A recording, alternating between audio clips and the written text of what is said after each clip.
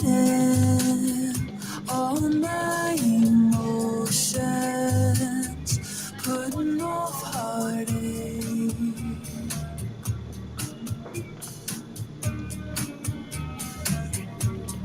I've been hiding in between decisions that I just can't make.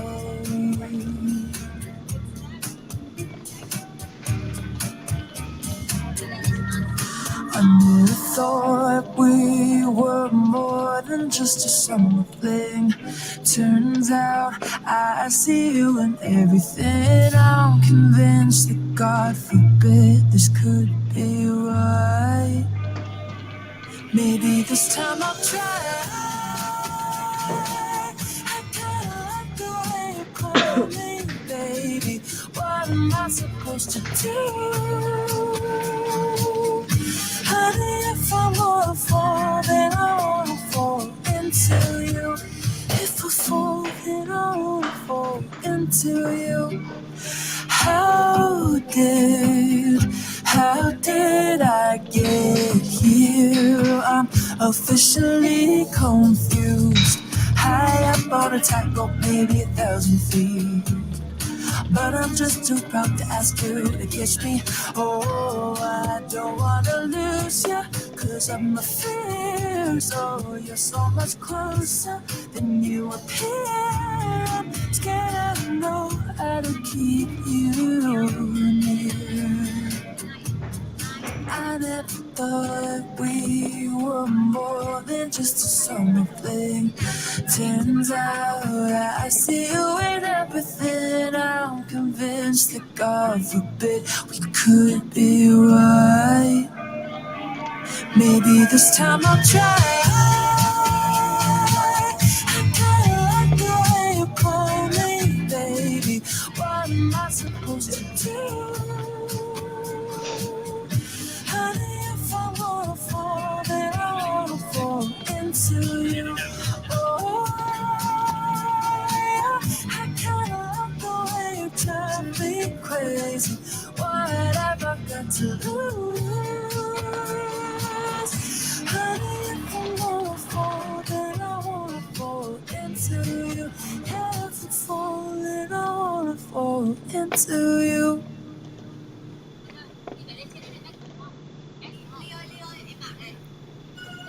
Rồi có những cái bài nào là để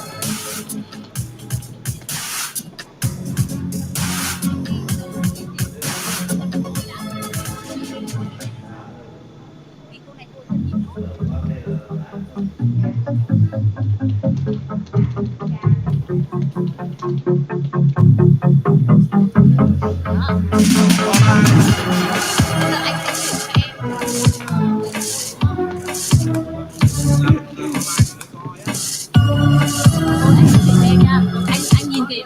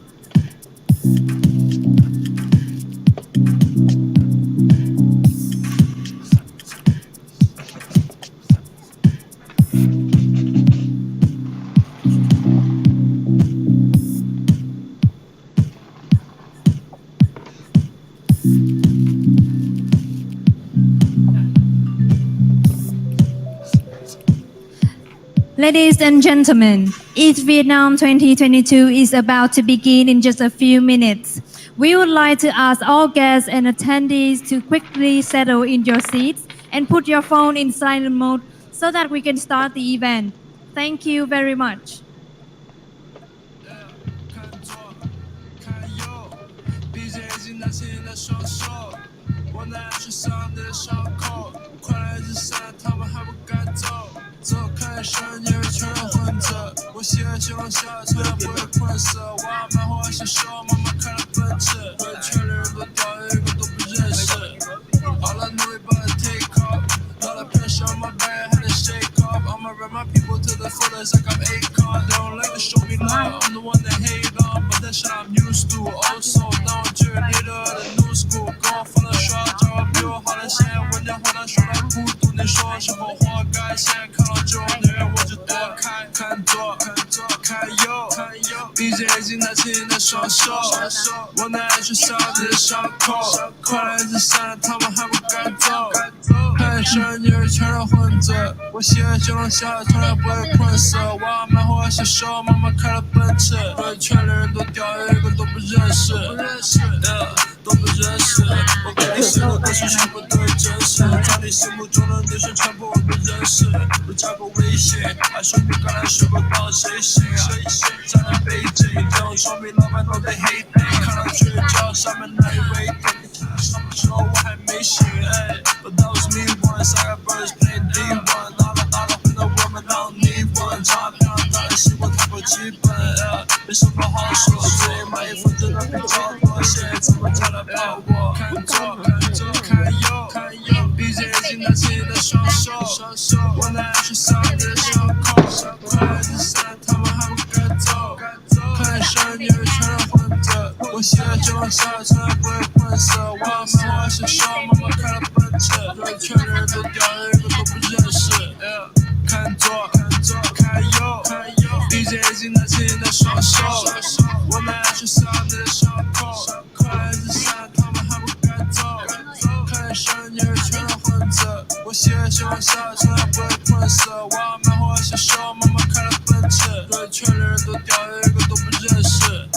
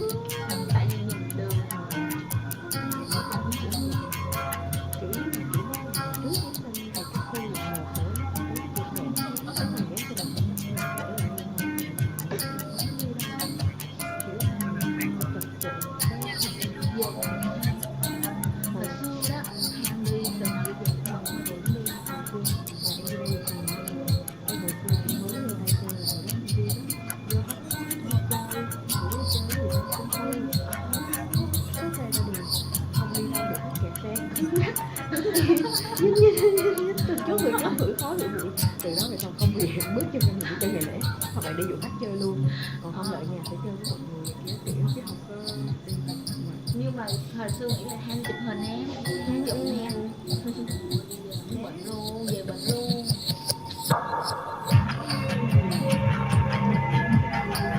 Nhưng mà ở dưới Sài Gòn em thấy bình thường đúng không?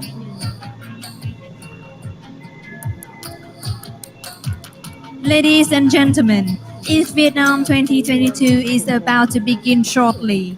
We would like to ask all guests and attendees to quickly settle in your seats and put your phone in silent mode so that we can start the event. Thank you very much. Mai mày còn chờ tao đi canh, Được, tối nay đi xe hay sao? Tối nay Rồi mấy giờ tối ta? thì nó đi có tiếng à, tại vì em đi với con bạn chỉ đi qua là cái có cái kiểu ca nhạc á của cái của cái nhóm mà 71 thành viên rất là cũ mà chị thích cho nên là đi coi cái đó rồi về mới cũng Bà đi chơi đi nhiều. coi cái đó đúng không? Vậy là sáng mai em sẽ đi, mấy giờ em đi? Ủa thì chiều nay em đi canh rồi chứ làm sao đi? Ủa thì sao thì đi đúng một tiếng mà chị biết.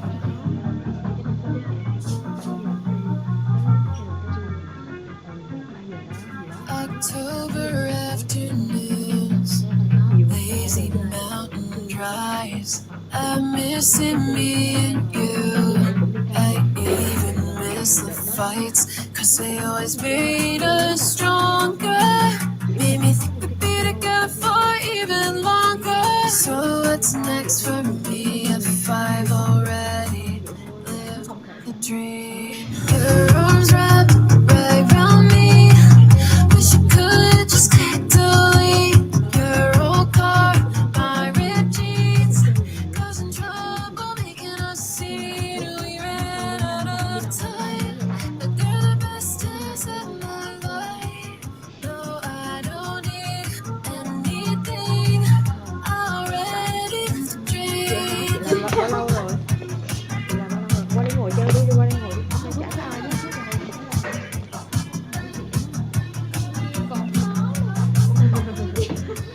Là bao lâu rồi? We both had our moments, and we had stupid fights. But if I could choose, I would run right back, 'cause you always made me feel alive. We had something that could last for all lifetimes. It's just me. Your arms wrapped right around me. Wish you could just click delete your old car, my ripped jeans, causing trouble, making us see that we ran out of time. But they're the best days of my life. No, I don't need anything. I'm ready to dream.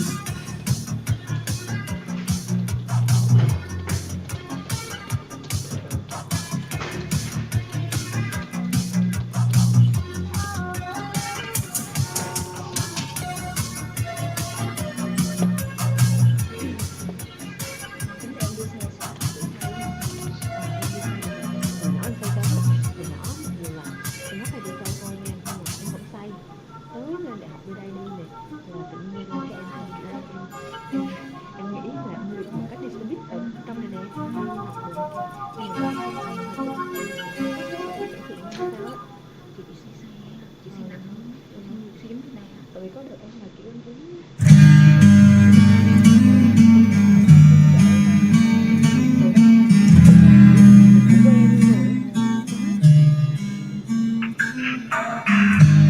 Quiero decirte la verdad, yo solo quiero enamorarte y hacerte mía nada más. Yo solo quiero despertar en el silencio de tus labios y en tu marea navegar. Ay, antes de que salga el sol, yo quiero tenerte solo para mí, solo para mí. Antes que ver el reloj, prefiero tu amor y estar un ratito los dos sin prisa para estar mejor. Y así llenarte de besos que te duren si me voy. Bien pegaditos los dos bailando con el corazón.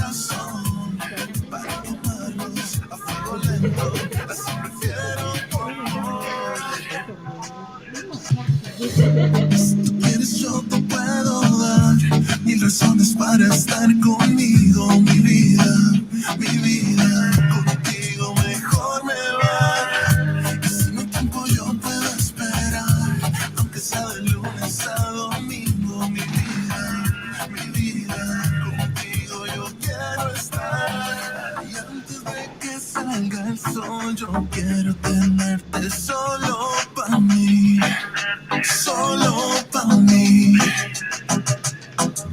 Antes que ver el reloj, prefiero tu amor y estar un ratico los dos sin prisa para estar mejor. Y así llenarte de besos que te duren si me voy. Bien pegaditos los dos bailando con el corazón para quemarnos a fuego lento. Así prefiero tu amor.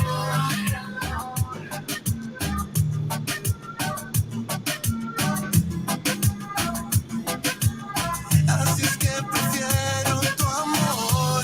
Vamos a perdernos, baby, solo para encontrarnos. Ay, ay, ay, ay, ay, ay, amor. Yeah, yeah. Yo prefiero tu amor. Ý là chị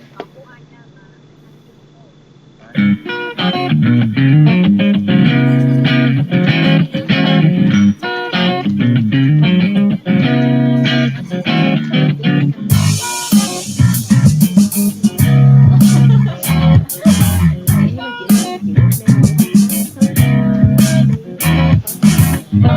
thôi Şapleri kotin bazum Onishchite ispondon. Ladies and gentlemen, ETHVietnam 2022 is about to begin in just a few minutes. We would like to ask all guests and attendees to quickly settle in your seats and put your phone in silent mode so that we can start the event. Thank you very much.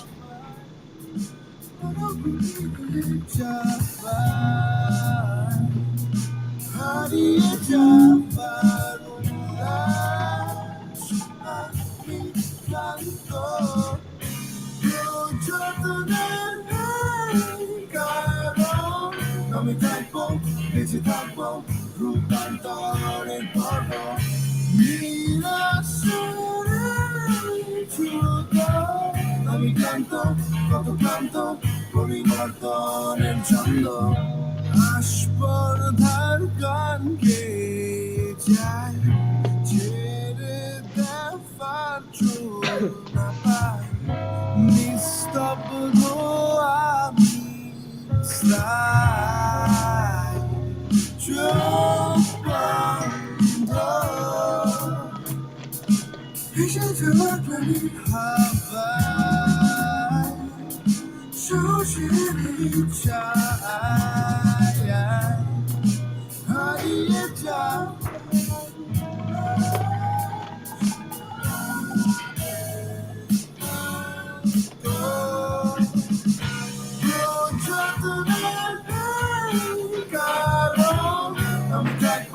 Dici tempo, rubando nel polvo.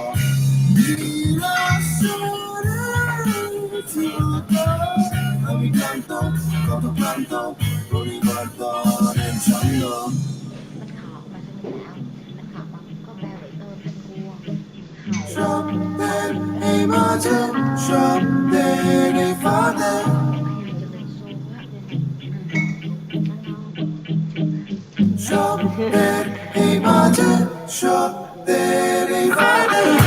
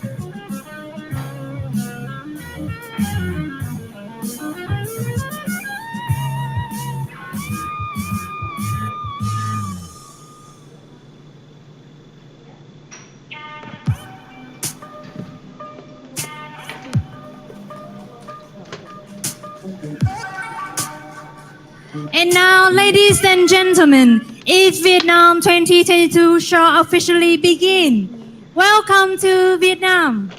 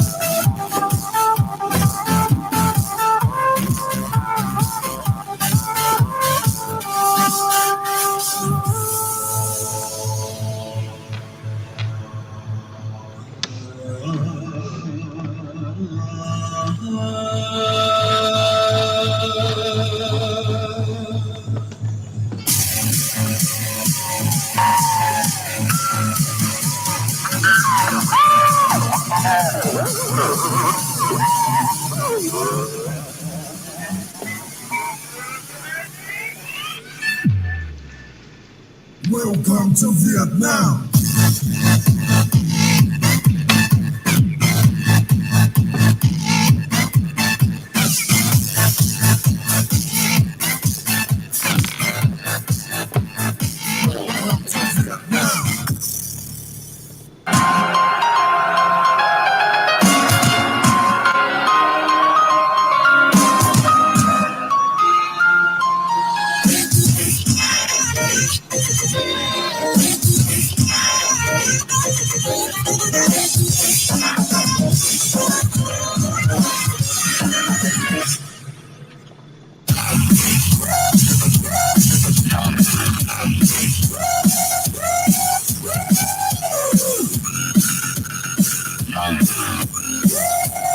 Welcome to Vietnam.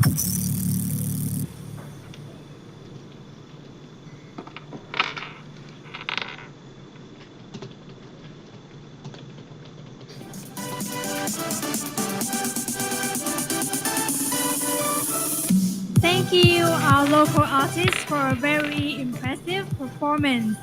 And the inspiring performance is also our warmest greetings to all of you here who showed up with us this morning. So, welcome everybody to the first hub for blockchain community to build and learn together. ETHVietnam 2022.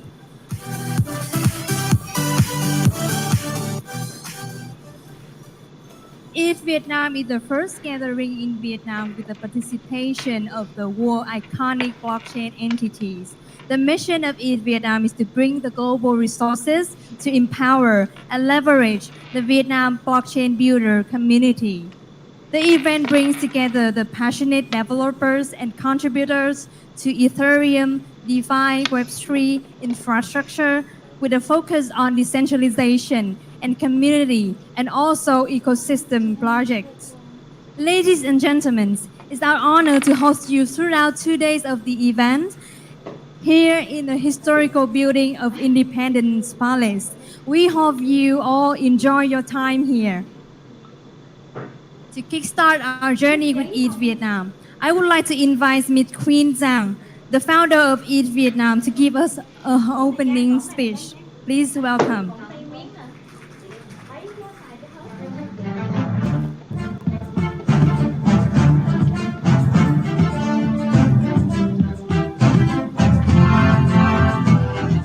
Xin chào. Good morning. Hi everyone. Welcome to ETHVietnam. So thank you so much for joining us for today. And I know that this is also the first time for many of you to visit Vietnam. So I hope that all of you can enjoy like the rich culture, the fresh food, the beautiful cities, and also the beautiful people.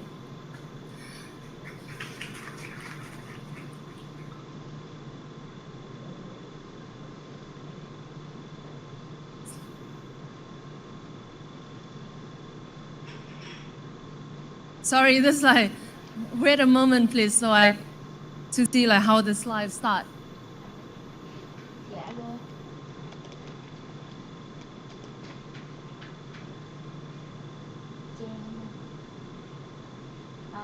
Can I have my slide, please? You know, this is the first time that like, you know, we do like for ETHVietnam, and then we also have very lean team, and for sure that, you know, for this, like we also have many lessons learned. So, you know, like we have 10 people to run all of this. We don't use agency. As you also can see that we don't have the MC. We subtract everything and we just focus, you know, to the very key important things. So if any like technical problem, please kindly sympathize for us. Thank you so much.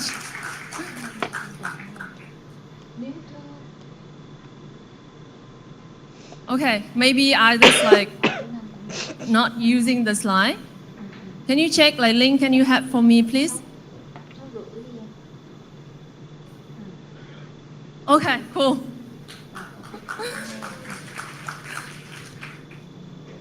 So hi everyone again, welcome to ETHVietnam. So as you know that like Vietnam also like one of the blockchain hub in the Southeast Asia for now. And we also have like 900,000 of IT developers in Vietnam. And we also like always like one of the top 3 countries over the world in terms of like crypto users. And every year we have about like 50,000 students graduate and study IT and computer science.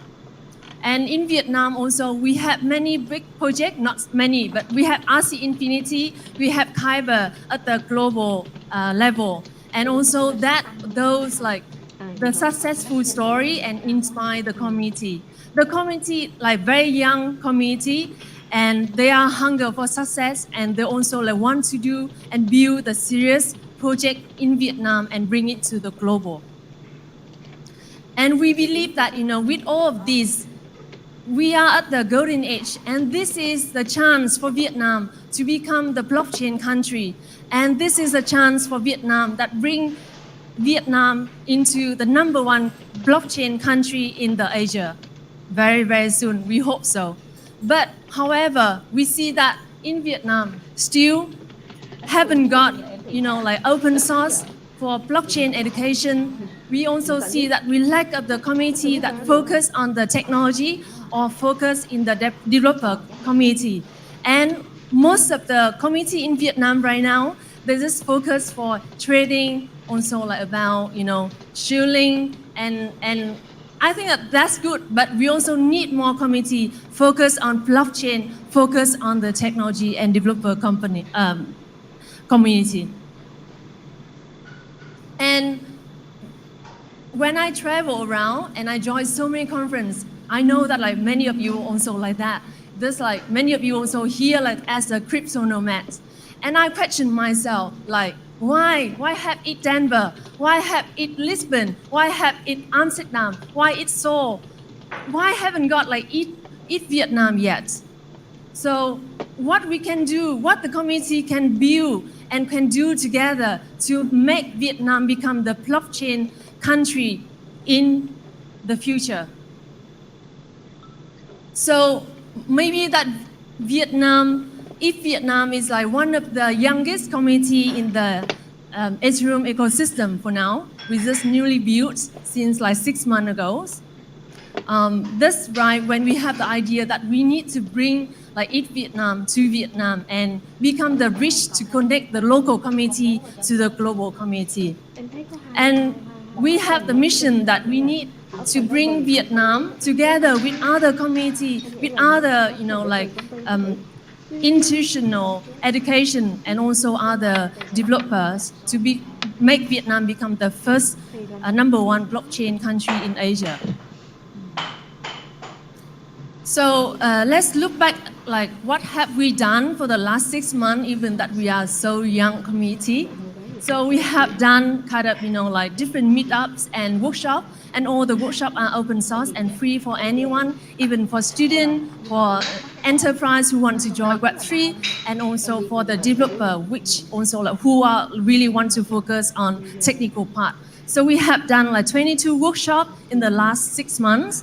And we also partnership with like more than 15 universities, and also we have more than 120 community partners and also media partners to support us to share the news, to share all what activities that we have done to the community. And maybe like many of you also like join this ETHVietnam the first time, and also like you come here to the beautiful like historical venue, the Independence Palace for the first time. So if many of you also expect that, I know that many friends of mine, they expect that ETHVietnam gonna be like super big event, super fancy, but I'm sorry if I disappointed you. We just keep it very minimal. Like we keep the same venue, we subtract everything, we don't have the nice decoration, we just focus to the content. And this is a place that the government have had many discussions for the last decades. And this is a place that the government want to change and want to do the innovation for the country. And that's why we choose this venue, because we believe that ETHVietnam together with the community also can do the innovation together. We can bring it to the community, we build, we learn, and we share with each other. Chơi đang ở khách sạn này, chơi thấy email check đuổi luôn. And what's next in the 2 days, starting from today and tomorrow for the main event. And besides that, like we also have many science events. So in the next 2 days, we have more than, total like 200 global speakers, mentors, judges, and also many team members from many protocols, foundations also join our events. And also in total, we have about like 45 workshops and keynotes. And we have like 36 booths, so you can talk and connect to the global teams. And we also have like 15 side events, all of this information on the website. So the side event will start from today, and also like until the 27th. And for ETHVietnam, even that this is the first time we do, but we have total about more than 1,800 registered to join the event. And we also do at the same time the panel discussion, the keynote, and the hackathon and the workshop. So for the hackathon right now, we have about 200 people registered for the hackathon, for the first hackathon of ETHVietnam. And we also have total about like 27 teams join the hackathon.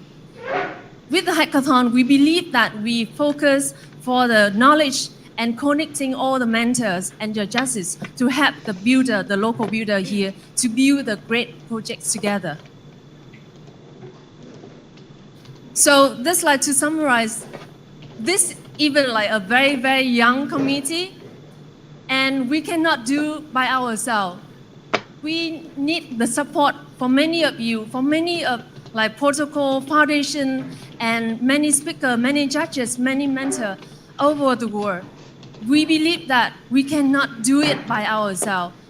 If we do all of this kind of activity, workshop and hackathon, but no one from the local community, no one from the global ecosystem, no one join, what is the point for that? So we just start this journey, and we highly encourage for all the other community, other builders, other developers, other protocol, please support us and bring this to everyone, so Vietnam can become the blockchain country, and we can have thousands of builders, and more even students can join the Web3, and together we even like can bring like hundreds of projects to ecosystem.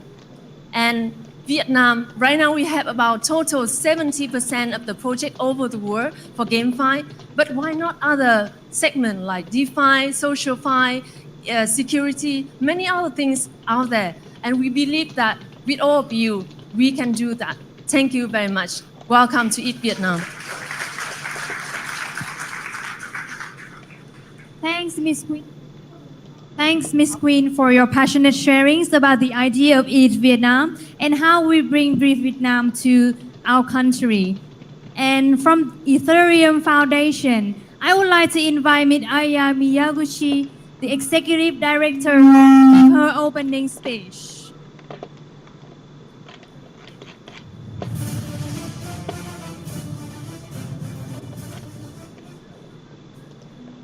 Xin chào. Hello, everyone. Thank you for having me here. My name is Aya Miyaguchi from the Ethereum Foundation.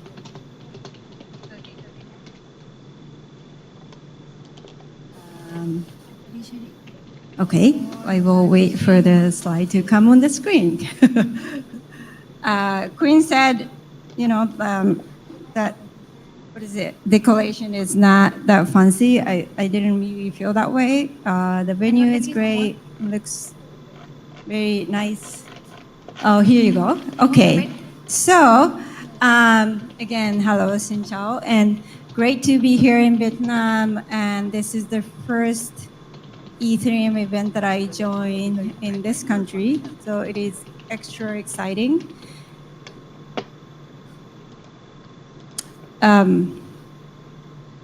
Ethereum communities in Southeast Asia are growing, and the timing is also perfect because we see who are actually building when the market is quieter. And so, as you know, this year has been full of events and the good events and not so good things recently. But hearing the crypto news, a lot of old friends of mine contacted me asking how you are doing, to check up on me, and then also how the EF is doing. And then I say we're doing fine, and in fact, what we see in the world is exactly why we're working on Ethereum and our vision. And what we do remains the same. So today I will share the vision of the EF and who we are, as I believe many of you might be newer to the Ethereum community. And also, I received a request to talk about one of our principles, subtraction, which I shared at DevCon a month ago. We believe Ethereum is a protocol for human coordination. It's not just money. It's not just technology. It is a protocol for human coordination that is supported by many great minds so that it can enable humans to coordinate better with more inclusiveness, transparency, and security. And to support the protocol and the ecosystem around it, this is the vision we have, Infinite Garden. I've been sharing about the vision of this since last year. This is the vision for the Ethereum ecosystem. To those who haven't heard about this, I got inspired by the book called Finite and Infinite Games. The book explains while finite players play games to win the game, infinite players play games to continue the play. So this vision of Infinite Garden is for Ethereum to stay full of infinite players, growing as organically as possible to maintain the soul of Ethereum. The merge this year work will let everyone to join at different layers more easily, and it's a great example to show how a game was played for everyone to continue the game, not to win the game. So what has been the role of the Ethereum Foundation, the EF, in this garden? How have we been making decisions and taking actions? EF is not a company and not a normal organization. It's more like a community. And teams in the EF community are very aligned in mission, but that loosely coupled. This structure allows us to support the ecosystem more effectively, especially when things in Ethereum changes quickly every day. And also lets us distribute power to support more organic growth. We are not a normal top-down organization. In order for EF teams to support this unique and decentralized ecosystem, the teams often need to act independently, but they also need to act toward the same mission. And I said our team members are very mission-oriented, but how do we maintain the mission? So there are guiding principles that are key to the way we think and act. First one is long-term thinking. You may not see the impact of what we are doing today for even a year. We believe our impact should be measured in decades or even longer term. We need to think about the time when we are not here or when we are not alive anymore for the next generation to come. And sorry, I think the number is fixed. But the next is stewardship of values. Like I said, Ethereum has a soul. The values of our community are what made Ethereum what it is. Values like open source, decentralization, open access, privacy, and many more. So we try to nurture the values and also advocate the values the best for the community. Last one is subtraction. So this one normally takes longer to explain, and that's why I take time to explain this to the EF people and then also people outside. So we resist the natural tendency of organizations to accumulate prestige and power. Like we don't capture opportunities for ourselves, and instead we distribute opportunity outwards. And we're excited when others succeed. And we also try to matter less. And,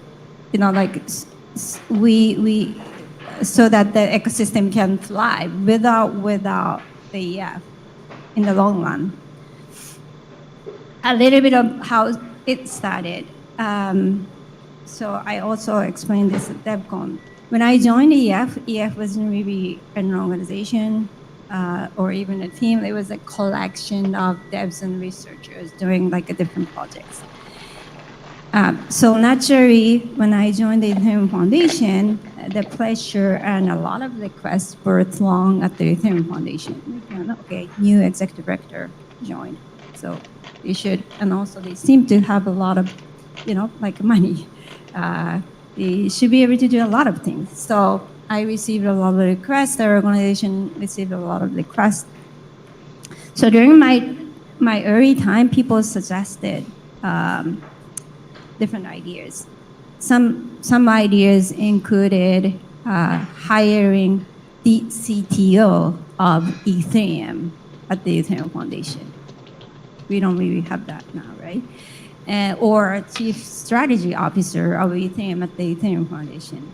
Hire all the top talents in the world to the Ethereum Foundation. And basically, the people wanted me to build an EF empire.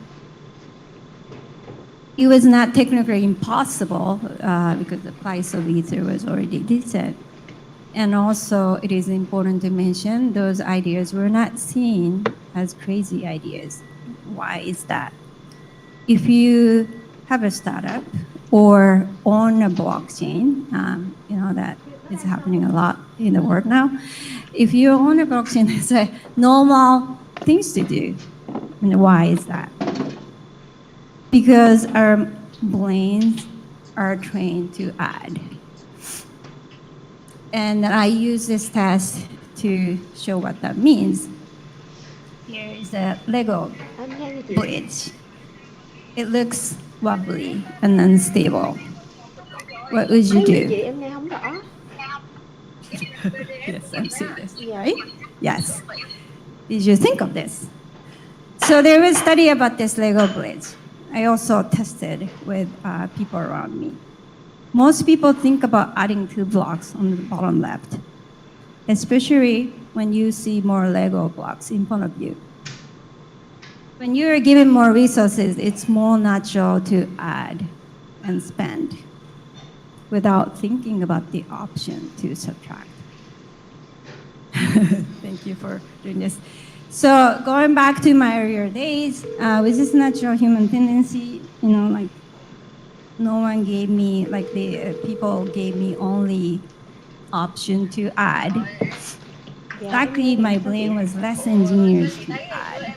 So instead of taking the path to add more and then making EF and fire, I decided to go the other way, to subtract. From there, subtraction became my philosophy to build our team, and it also became our underlying strategy to achieve our mission. The mission to support the Ethereum ecosystem, the infinite garden, to support the Ethereum ecosystem as a whole, not just specific projects, the Ethereum Foundation. So this is how the Ethereum community started to develop. So now EF have 2 different types of teams in the Ethereum community. They're ongoing development teams, and they have pretty good independence. As you can see, consensus R&D, Ethereum consensus R&D are not done by only EF people anymore. There are many more contributors outside of the Ethereum Foundation. So these teams work with outside contributors and teams because there are more outside of EF. And the other ecosystem development teams, those are the ones that have been added more recently when EF shifted to support the ecosystem, not just to build things. So these teams don't really build things, but they find ways to support the ecosystem with a big picture. So their roles include building relationship, allocating funds, giving grants. That also was added since the shift, and facilitating education, spotting risk. And there are 2 goals that subtraction can achieve. One is to seek the right balance. Because the Ethereum ecosystem is decentralized, balance often gets off. For example, some teams and individuals might get too much power. Like EF used to be like one of them. And the other second goal is to focus on what is most important. Ethereum has become the biggest community in blockchain space, and also it's becoming the biggest communities in open source communities. So there are just too many things, and too many things needed to be improved. So we can't just do all of them. EF needs to focus on only what EF can do. And aiming these goals, subtraction is best for Ethereum, and in fact, I believe it's very critical for Ethereum's decentralization. And also, at the end of the day, we subtract because we believe in Ethereum. We believe Ethereum can change the world. I hope you believe so too. And we believe the Ethereum's potential is too great for any single organization to own. So that's why we subtract. There are many examples, but I like to share a few of how EF executed with subtraction today. Ethereum.org website. Have you used the Ethereum.org website? And if you have used it, it doesn't look like this. This is how the website looked like in 2018. And it mainly showed the project that EF was working on. But now, I hope this works. It doesn't. Okay. It doesn't, never mind. Just imagine or check out ETHVietnam.org website. Now it has all the content, it became open source.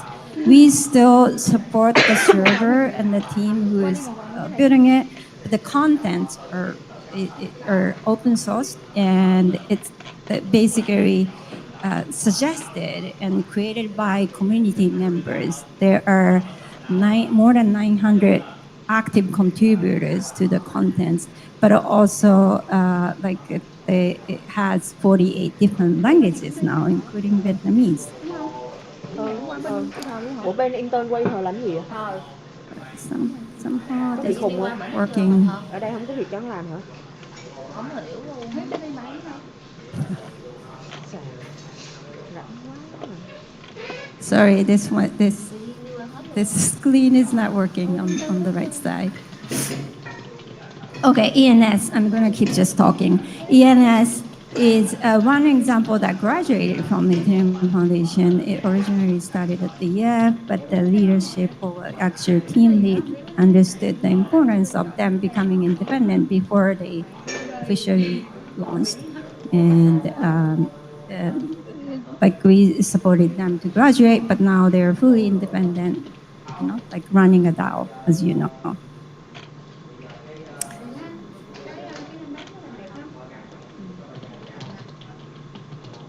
Okay, last but not least. So like I said, Ethereum's R&D is not just run by EF members anymore.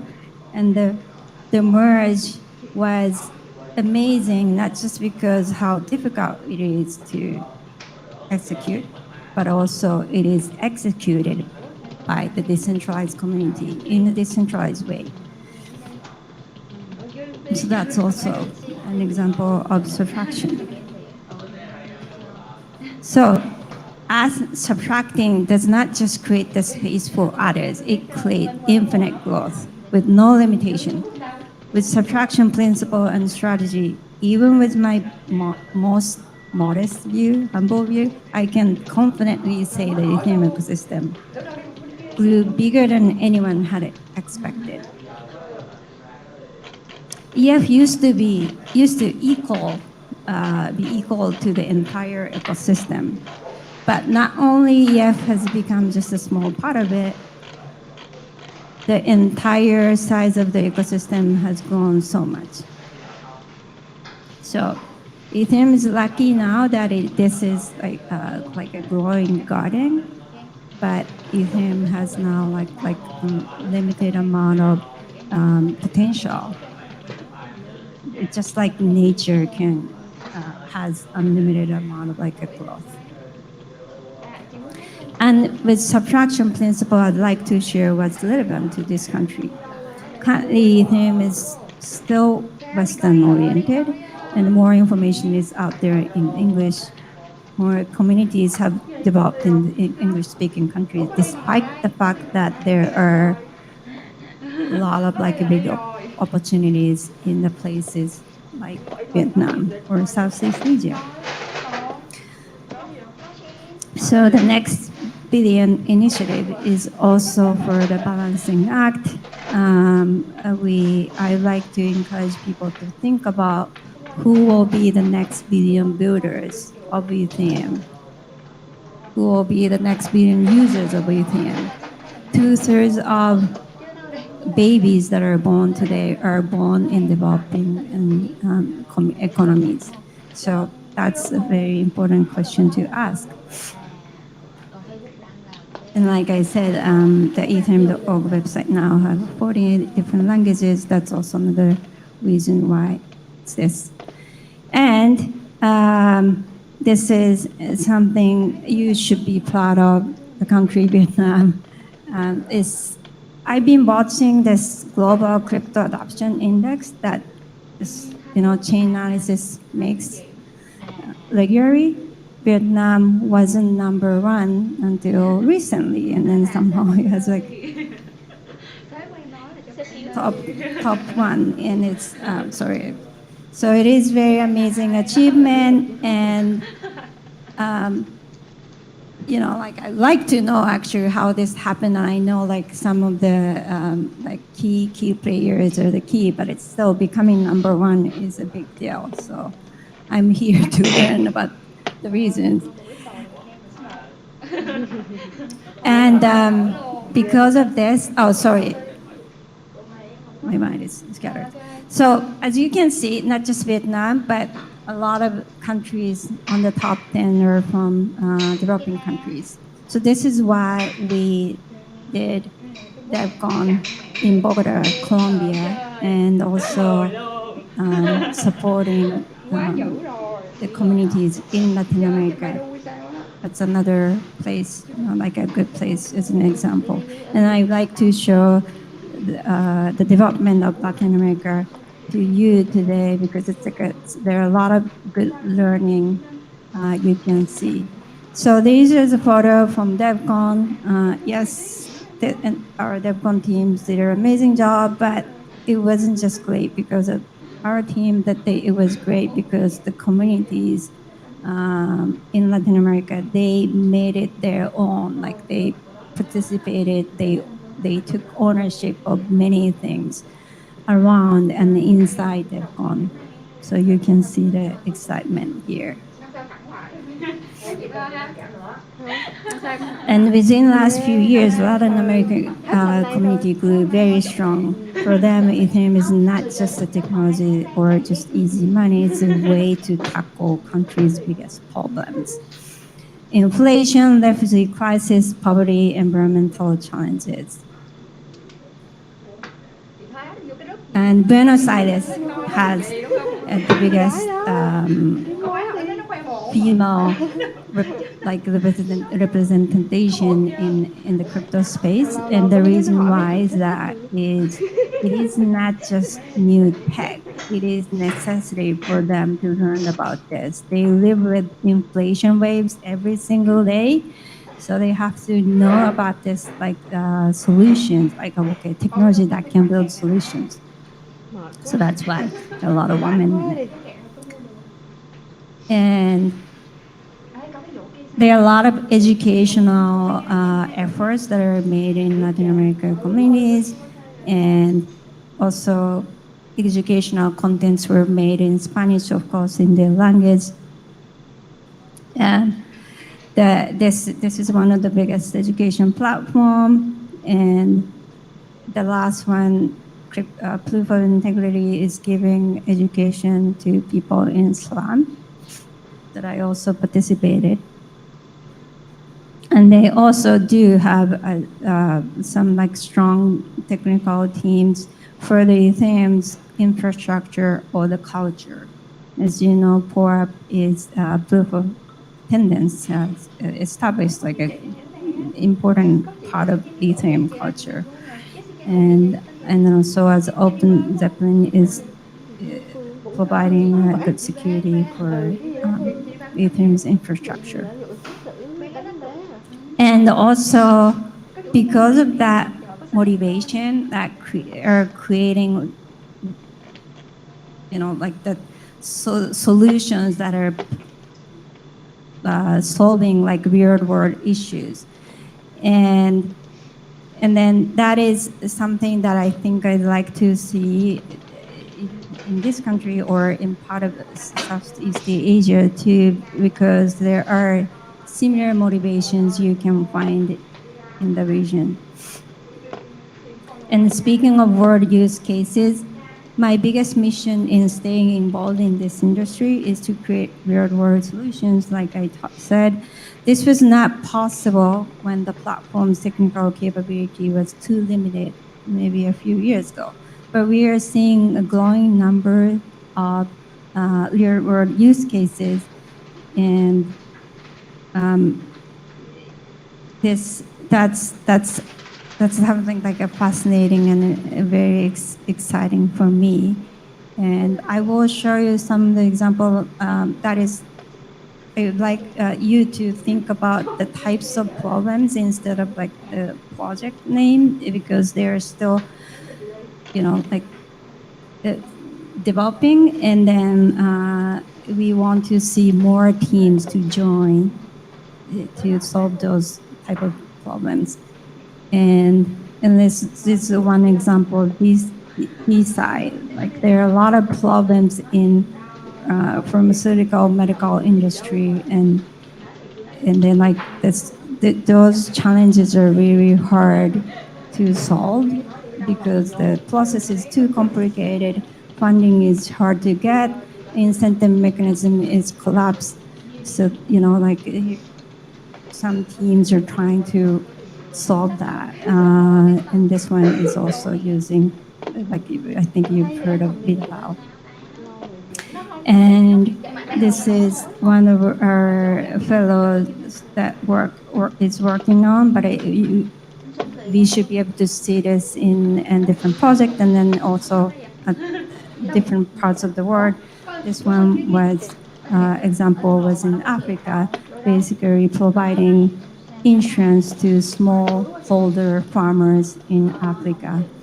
And like using blockchain technology, you can coordinate the payments in a better way, and then even farmers can receive payments early enough to cover the cost of the crops of the next season, which is actually very important to the farmers there. And also 2 million informal workers around the world get excluded from the formal financial system. So this rotating saving and credit association, or saving circles that they call, is also like the important project that can be solved by blockchain. Using blockchain, saving circles can be like created very quickly, like within minutes. So that's something that is being worked on some of the project in the community. Environmental issues. We hear a lot about carbon offset project. I personally prefer to see more of the projects that are directly working on things like energy efficient, like efficient energy production, or energy sharing, that kind of thing. We like to see more of those. If you hear or work on similar project, please let us know. So looking at these examples, I'm certain you can think about solutions you can build in your country or Southeast Asia. Greatest solutions always come from necessity in life, and there is great momentum like this week at this event. And true decentralization provides real participation and competition. We subtract so you can add. You do not have to wait for us or any centralized companies to tell you what to do. Build your own project, solution, and start building community around it.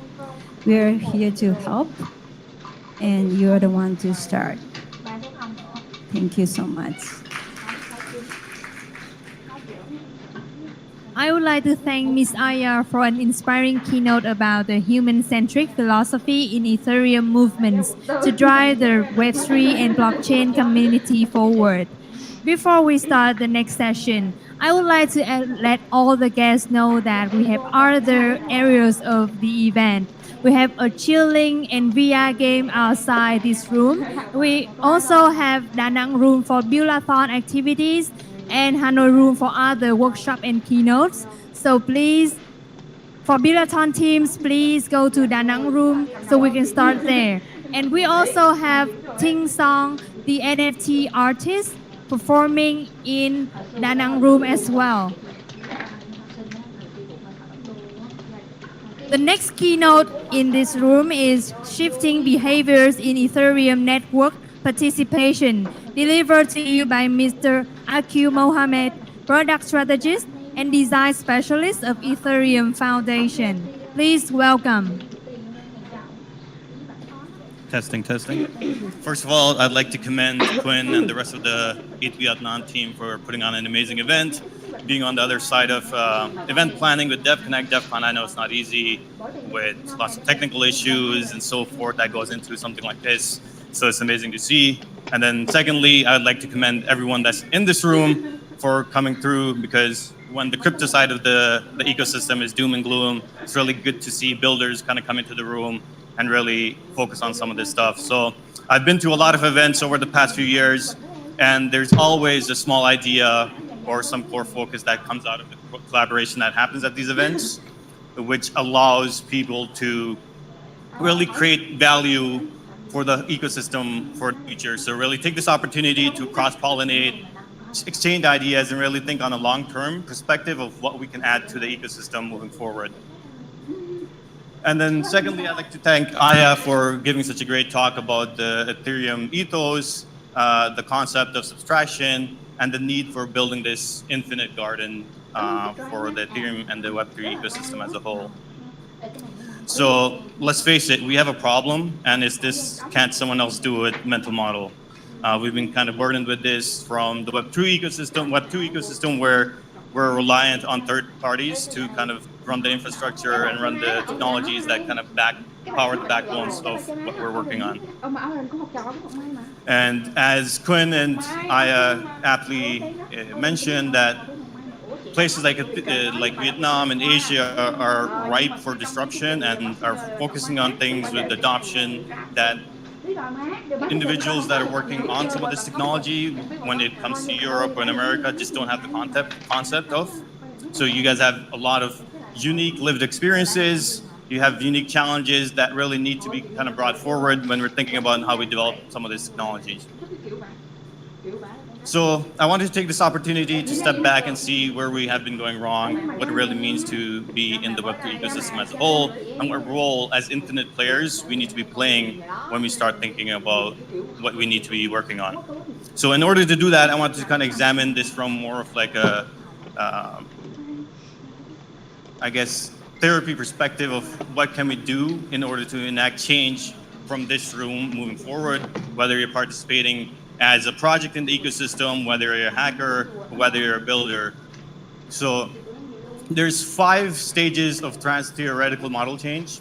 And the first one is pre-contemplation, which means that there's no intention of changing your behavior.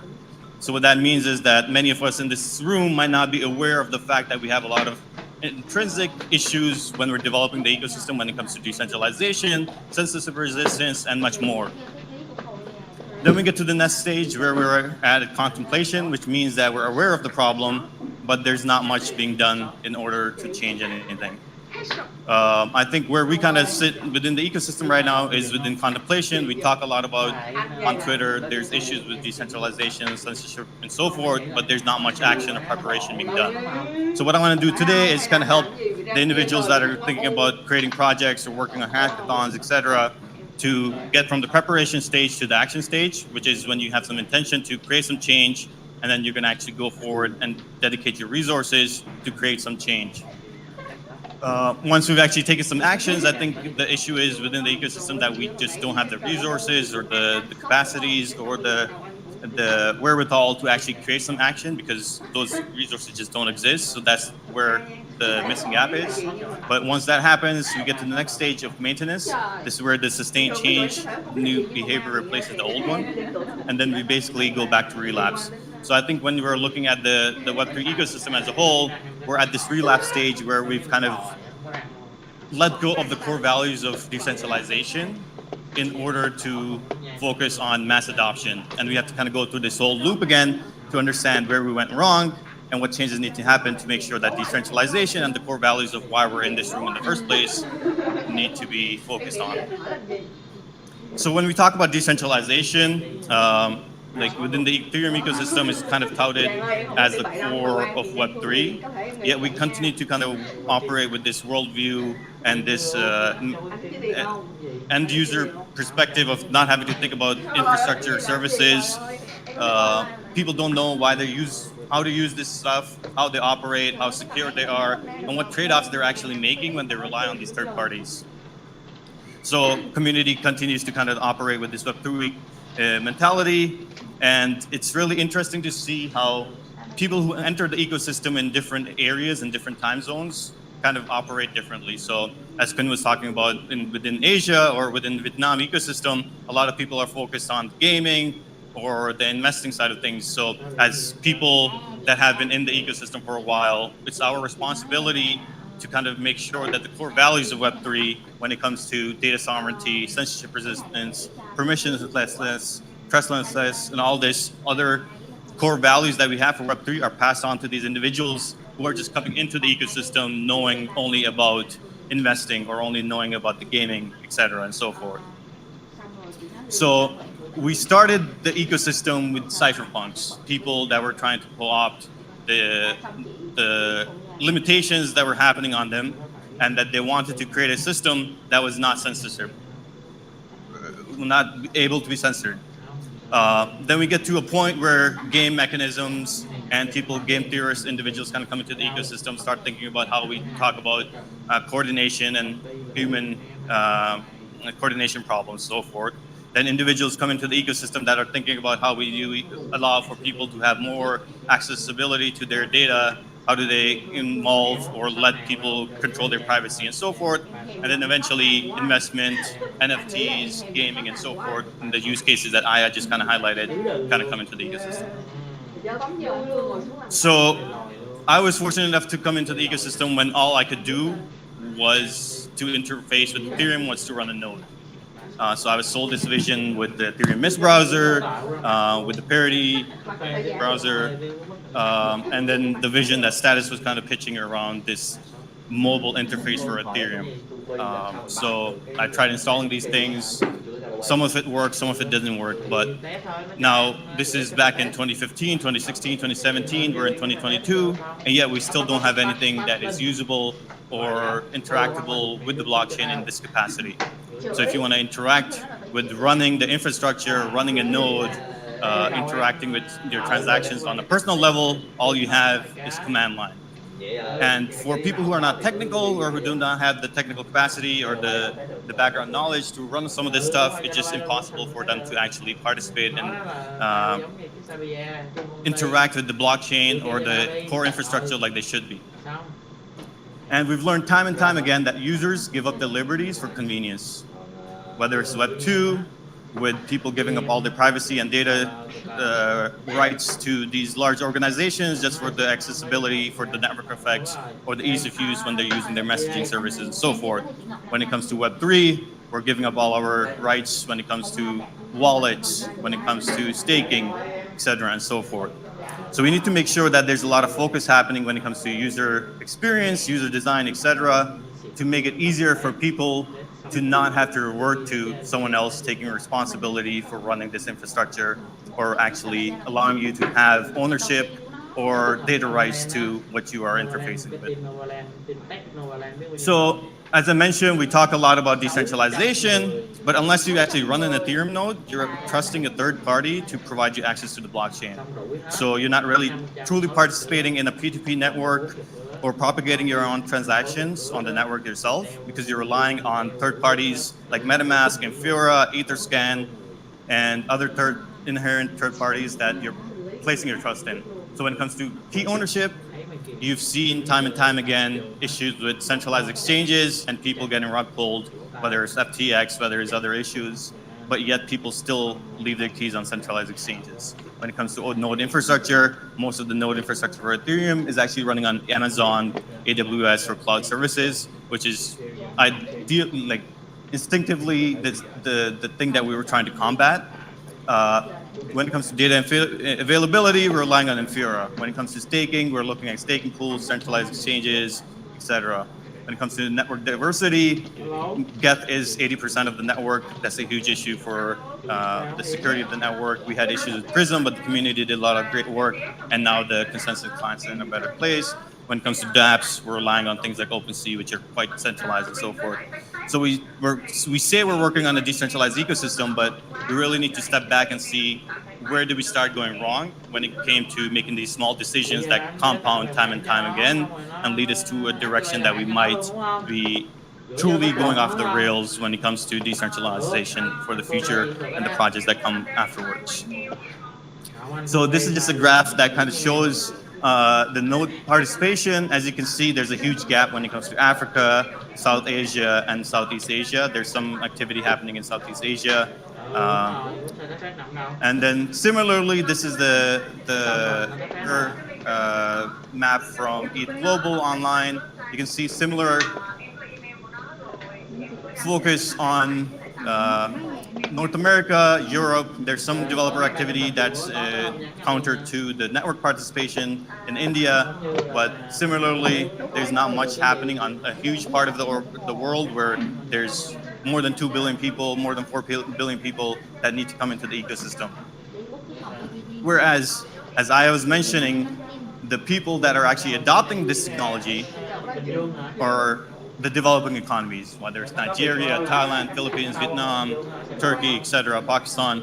These are countries that are adopting and utilizing technology, but when you look at their participation when it comes to building or when it comes to participating in the network, is lacking very much. So you might think this isn't an issue, but it is an issue. It's not an issue until it becomes an issue. So we've seen things like the FTX issues that have happened recently. We've seen things like the Tornado Cash situation, where now a lot of the blocks that are being propagated are OFAC compliant and so forth. So what does this really mean for the ecosystem as we go forward? And what role do we have to play? There's also other counterparties that are trying to co-opt the narrative and the vision of Web3. These are individuals who have taken advantage of us with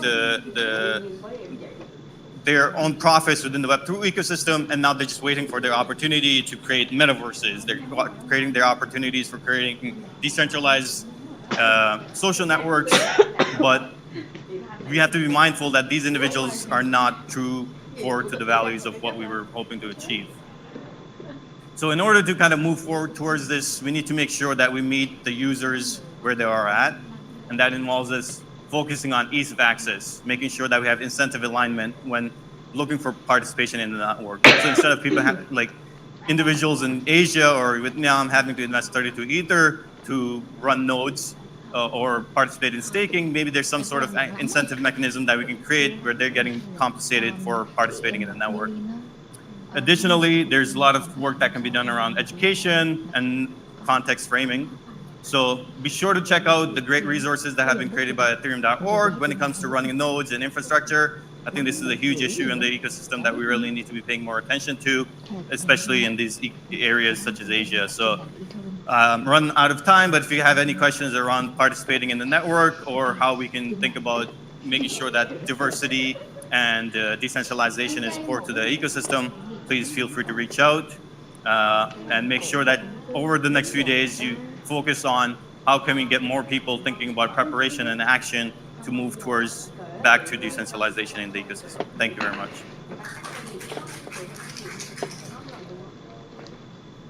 Thank you, Mr. Akil Mohammed, for your speech. In the next session, I would like to invite Mr. Arpit Sharma, Vice President, Enterprise Business Development and Lead APA from Polygon, Mr. Jeffrey Chui, Partner Head of Consulting, BCW, will join together in a fireside chat about Web3 adoption in enterprises.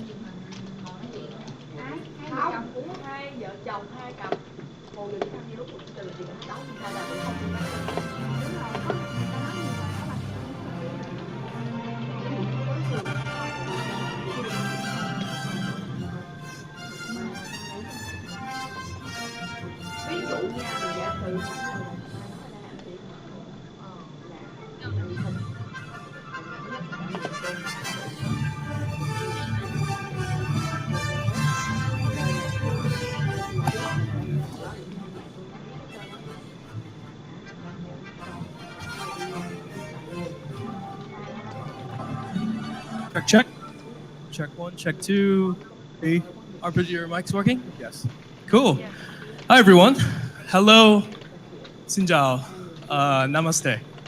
So really excited to be here. Vietnam is a very special place. For me personally, I'm half Vietnamese. And being here, I think I told my mom this morning when I walked in, I'm at the Independence Palace. She was so excited. So Arpit, how about you? What do you think of the venue? This is a beautiful country. This is my second time in Vietnam. And I see this amazing energy that we have here in the dev community. Super happy to be here. Yeah, great. So just a quick introduction, right? You see BCW, Polygon. I think a lot of people know Polygon, but not so much BCW. People always ask me, especially last night in the opening dinner, what does BCW do? Let alone what does BCW stand for? It stands for Blockchain Communications World. We are a fintech advisory professional services company. But then in terms of what do we actually do? You've heard a lot about startup acceleration, startup incubation. What we do is enterprise acceleration. So it's really flipped backwards. We help corporates and enterprises with their DLT and Web3 journey, and then how we actually scale them up with technologies like Polygon, on Ethereum, and other DLT protocols, both public and private. So off to you. Yeah, so thanks, Jeff. Hi, I'm Arpit. I'm part of Polygon's enterprise team. So what we do is very similar to what Jeff mentioned. So we deal with three market segments: traditional enterprise clients, digital native businesses, and government and public sector. And we ensure that their journey in this Web3 is as smooth as it can be. So we kind of take them through that complete journey from idea to product to POC to a pilot and finally to a product and to commercialization whenever that reaches. Yeah, it's really exciting. So Arpit and I have been traveling different places. We've run into each other in different countries, especially in Mongolia, right? Yeah, and then people asked us why Mongolia at that time. Very similar story of why Vietnam. So we're not going to talk about why Mongolia. We'll talk about why Vietnam. Vietnam itself is, like Quinn said earlier, has a lot of great opportunity, talent. The market is developing quite significantly. And especially when it comes to enterprise, there's a very strong Web 2 presence in terms of traditional development. And many of the development houses and the capabilities of the people in Vietnam, especially in development and technology side, are really embracing the Web3 space. So from an enterprise perspective, we see not only great opportunities to partner, but overall significant foreign direct investment coming from external markets into Vietnam to grow the enterprise space when it comes to DLT and Web3. So I have a slightly different view on this. So I think, of course, enterprise is a great place to start. But for me, what Vietnam means is, and I will just build up on what Quinn also mentioned in her speech today morning. So for me, Vietnam is a lot of potential, right? So this is a place which can be that Web3 growth engine for enterprises globally. So you can be in Vietnam and you can be building for the world. So that's what I am really passionate about.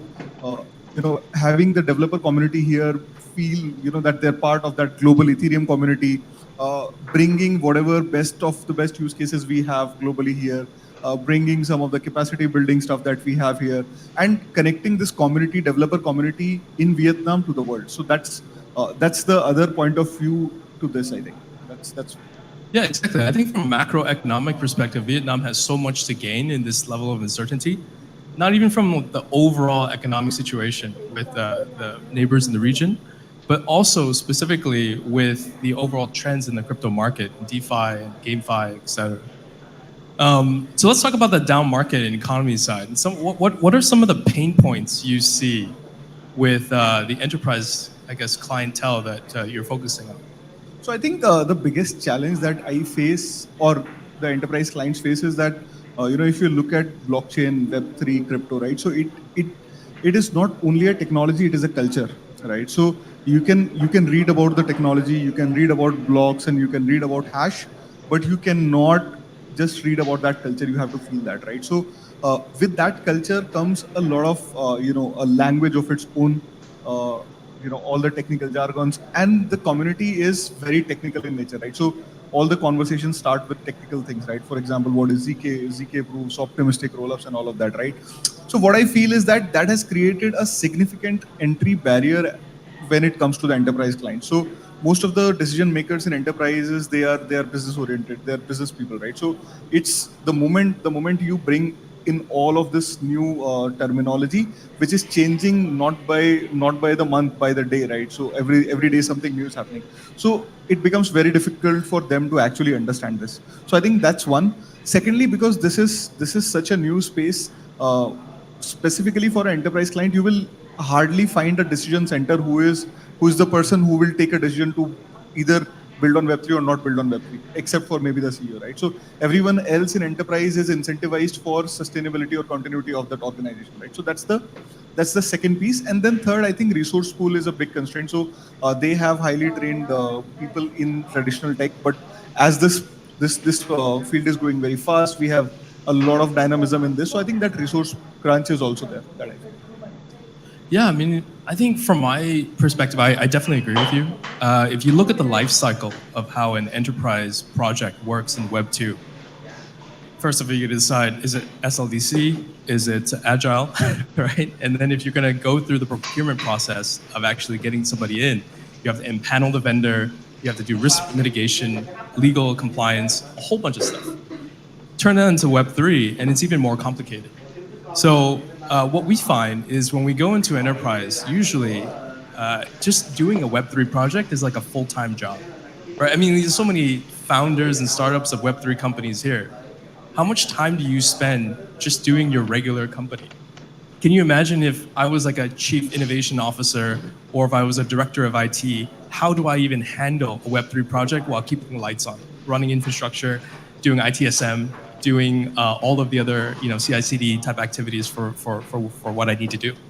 So that is the biggest pain point, I would say, from enterprise clients. So helping accelerate that, really finding the developers, standing up a program, and then specifically helping the people who want to build in Web3 inside enterprise, and then giving them a entrepreneurial kind of service to move this forward until they can stand on their own feet, and then help get funding. I think funding is really significant and important, especially in the foundations, right? As Ethereum Foundation, Polygon type activities for grant giving services. Those are also very and extremely important for enterprise. So I think just to build on that, Jeff, so you mentioned the procurement process and all of that. So I think what we need to understand is that procurement of your traditional IT services and products is way different than Web3, because this is innovation. Right? This is not something that you are buying. You have to be part of that innovation, right? So that's why these procurement challenges come. And I totally agree with you that happens.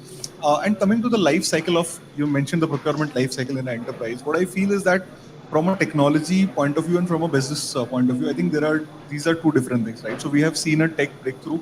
We are seeing tech breakthroughs every day with the changes that we are seeing.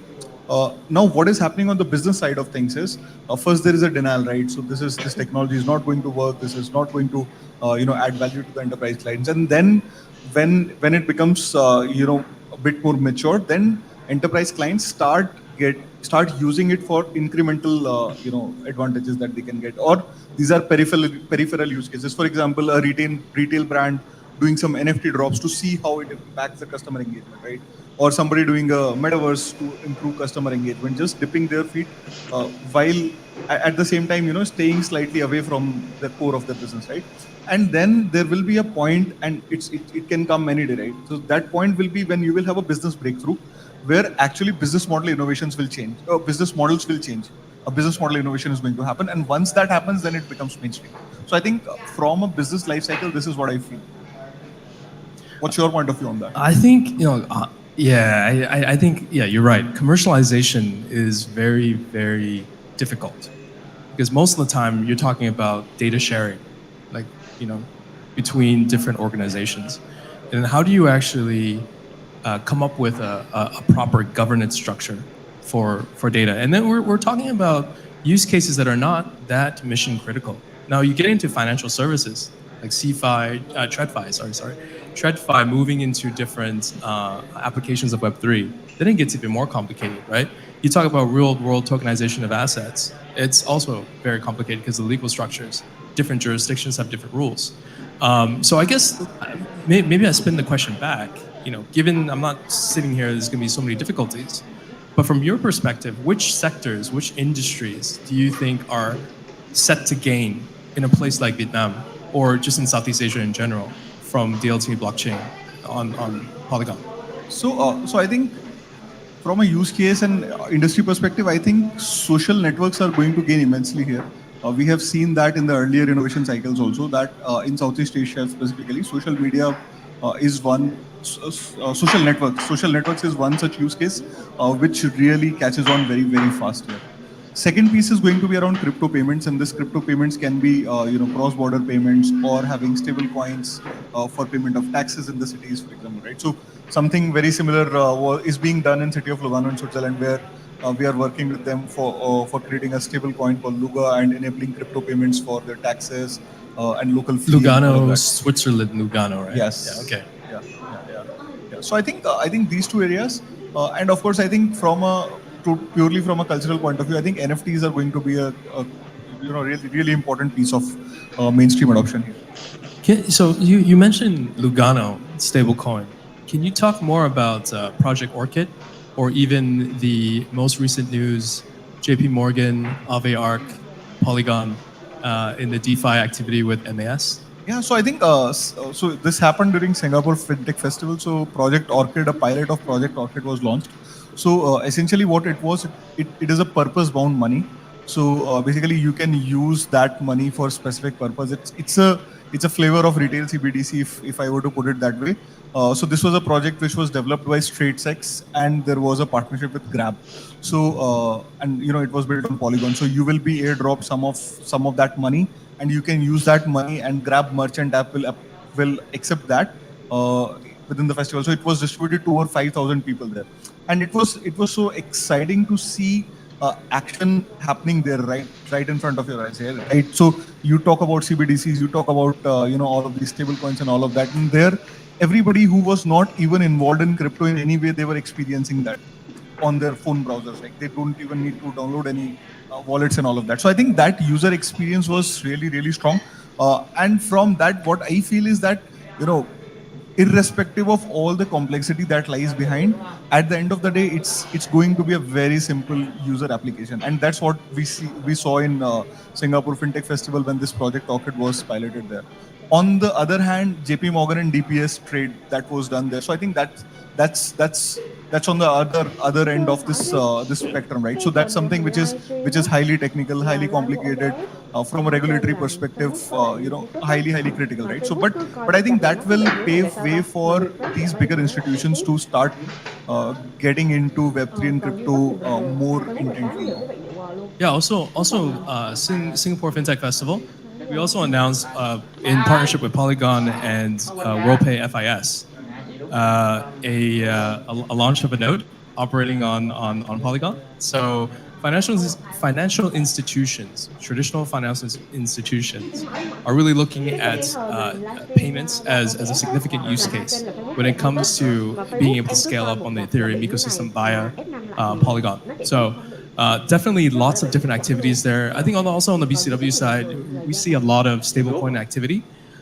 In Hong Kong, we're working with the Hong Kong Monetary Authority now to come up with several retail use cases when it comes to retail CBDC. So really excited to see where that goes. Hong Kong itself as a financial services hub has always really focused on the wholesale side of CBDC with Project Enbridge and Project Line Rock.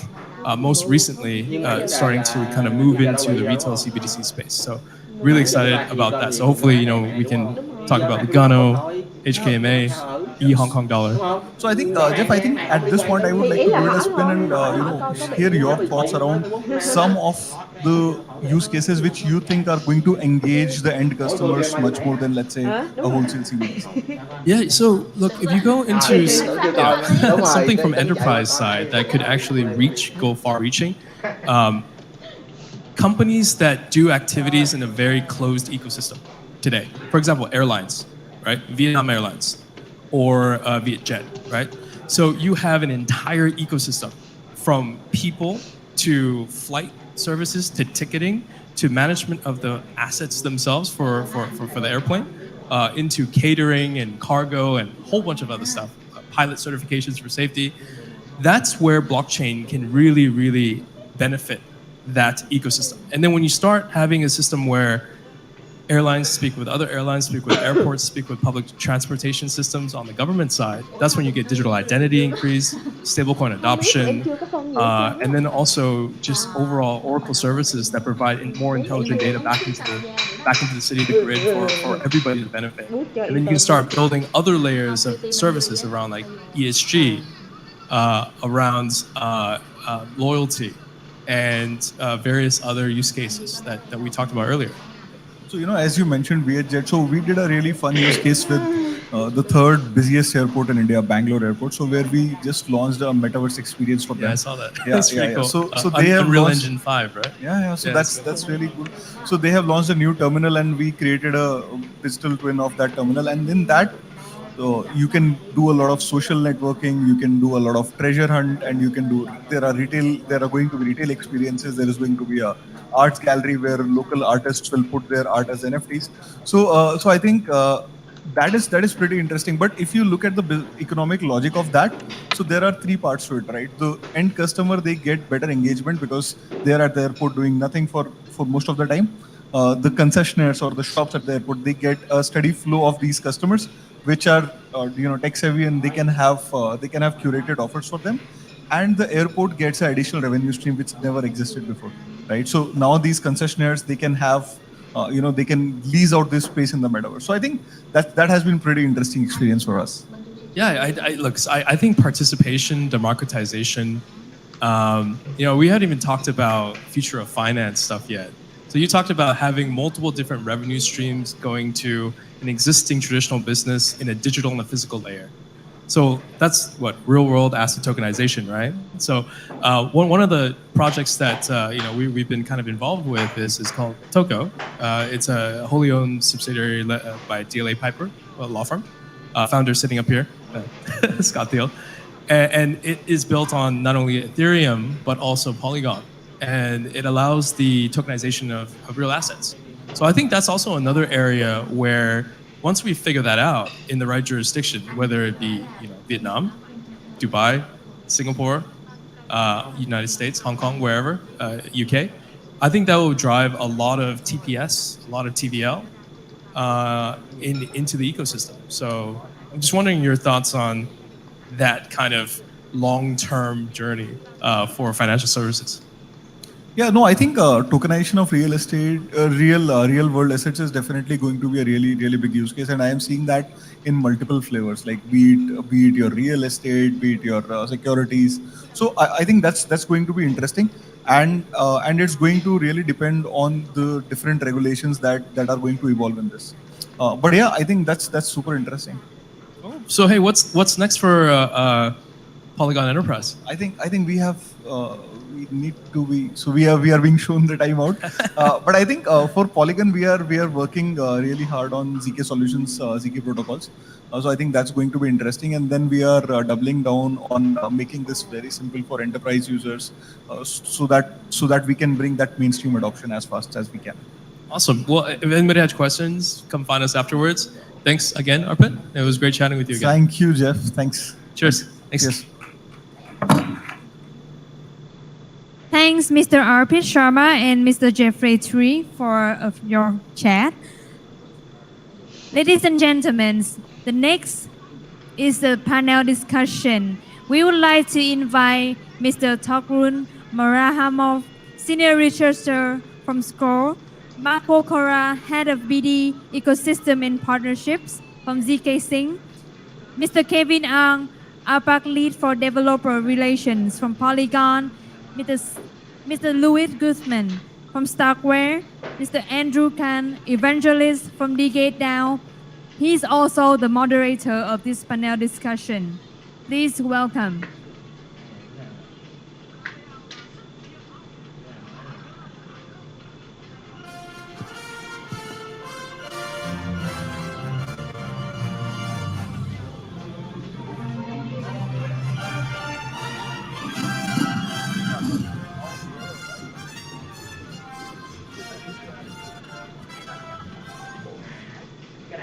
Qua lên một lần đúng không? Dạ đúng rồi. Coi chừng nó scan kỹ hơn á. Nhưng mà scan gì ta? Sao nó biết em nghe trùng nhạc? Ý là không, bây giờ thì hết mở nhạc rồi. Hồi nãy em cũng có nói lại cái vụ nhạc rồi. Không, ý là làm sao nó biết em mở nhạc nó phải scan em đúng không? Bây giờ em vô cái list click rồi ai biết nó có scan kỹ hơn không? Chứ giờ chịu hơn hết trơn đúng không? Đúng rồi. Còn muốn thì buổi chiều đổi cái máy live Facebook vào cái máy VNPT, nhưng mà không nghĩ nó có vấn đề tại vì bữa giờ event là trước giờ là live 3-4 stream bình thường, có Facebook YouTube luôn đúng không? Dạ. Alright, good. GM ETHVietnam. Can I get a round of applause for the panelists today? Woo! Yeah. Today is a fantastic event. I think I'm honored. My name's Andrew. I'm from DK.com, and I'm very honored to be on stage and moderating the importance of L2 with the great minds from Polygon, Starkware, ZK Sync, and also Scroll. So today is a bit special. No mention of SBF or FTX. Instead, we're talking about ZKP or ZK, which is going to be the future. So without further ado, maybe I could invite you guys to give a short introduction about what you do and your project. So hi, I'm Louis. I'm replacing my good friend Sebok. As you can see, I'm not the same person. So I'm the ecosystem lead at Starkware. I've been at Starkware for 3.5 years, and my role is to help bring together the builders to use Starknet and to use Cairo, which is our programming language. What Starkware do, for those who are not familiar, we are a ZK rollup, a company building ZK rollups. And among the people you might be using that you may know of, powering today DYDX, Immutable, and Sorare, as well as working toward the first production-ready ZK rollup for general purpose ZK rollup, which is Starknet, and I'm going to expand a bit more later down the line. Hey everyone, this is Kevin. I lead developer relations for APAC. And basically, Polygon is a suite of scaling solutions, decentralized scaling solutions for Ethereum. Hello, everyone. My name is Marco. I'm the head of BD and partnership and ecosystem for ZK Sync. ZK Sync is a general purpose ZK VM that is EVM compatible. It uses zero knowledge proof and to provide scaling to Ethereum. And we are, the creator of the first ZK rollup that has been running for a little bit more than 2 years. It was specialized, and we are now about to open to developers the first general purpose ZK VM.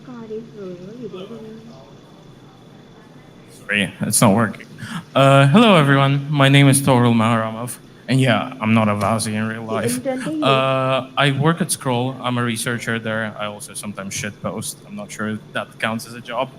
Scroll is a zero-knowledge rollup that is built on top of Ethereum with an aim to maximize compatibility with Ethereum.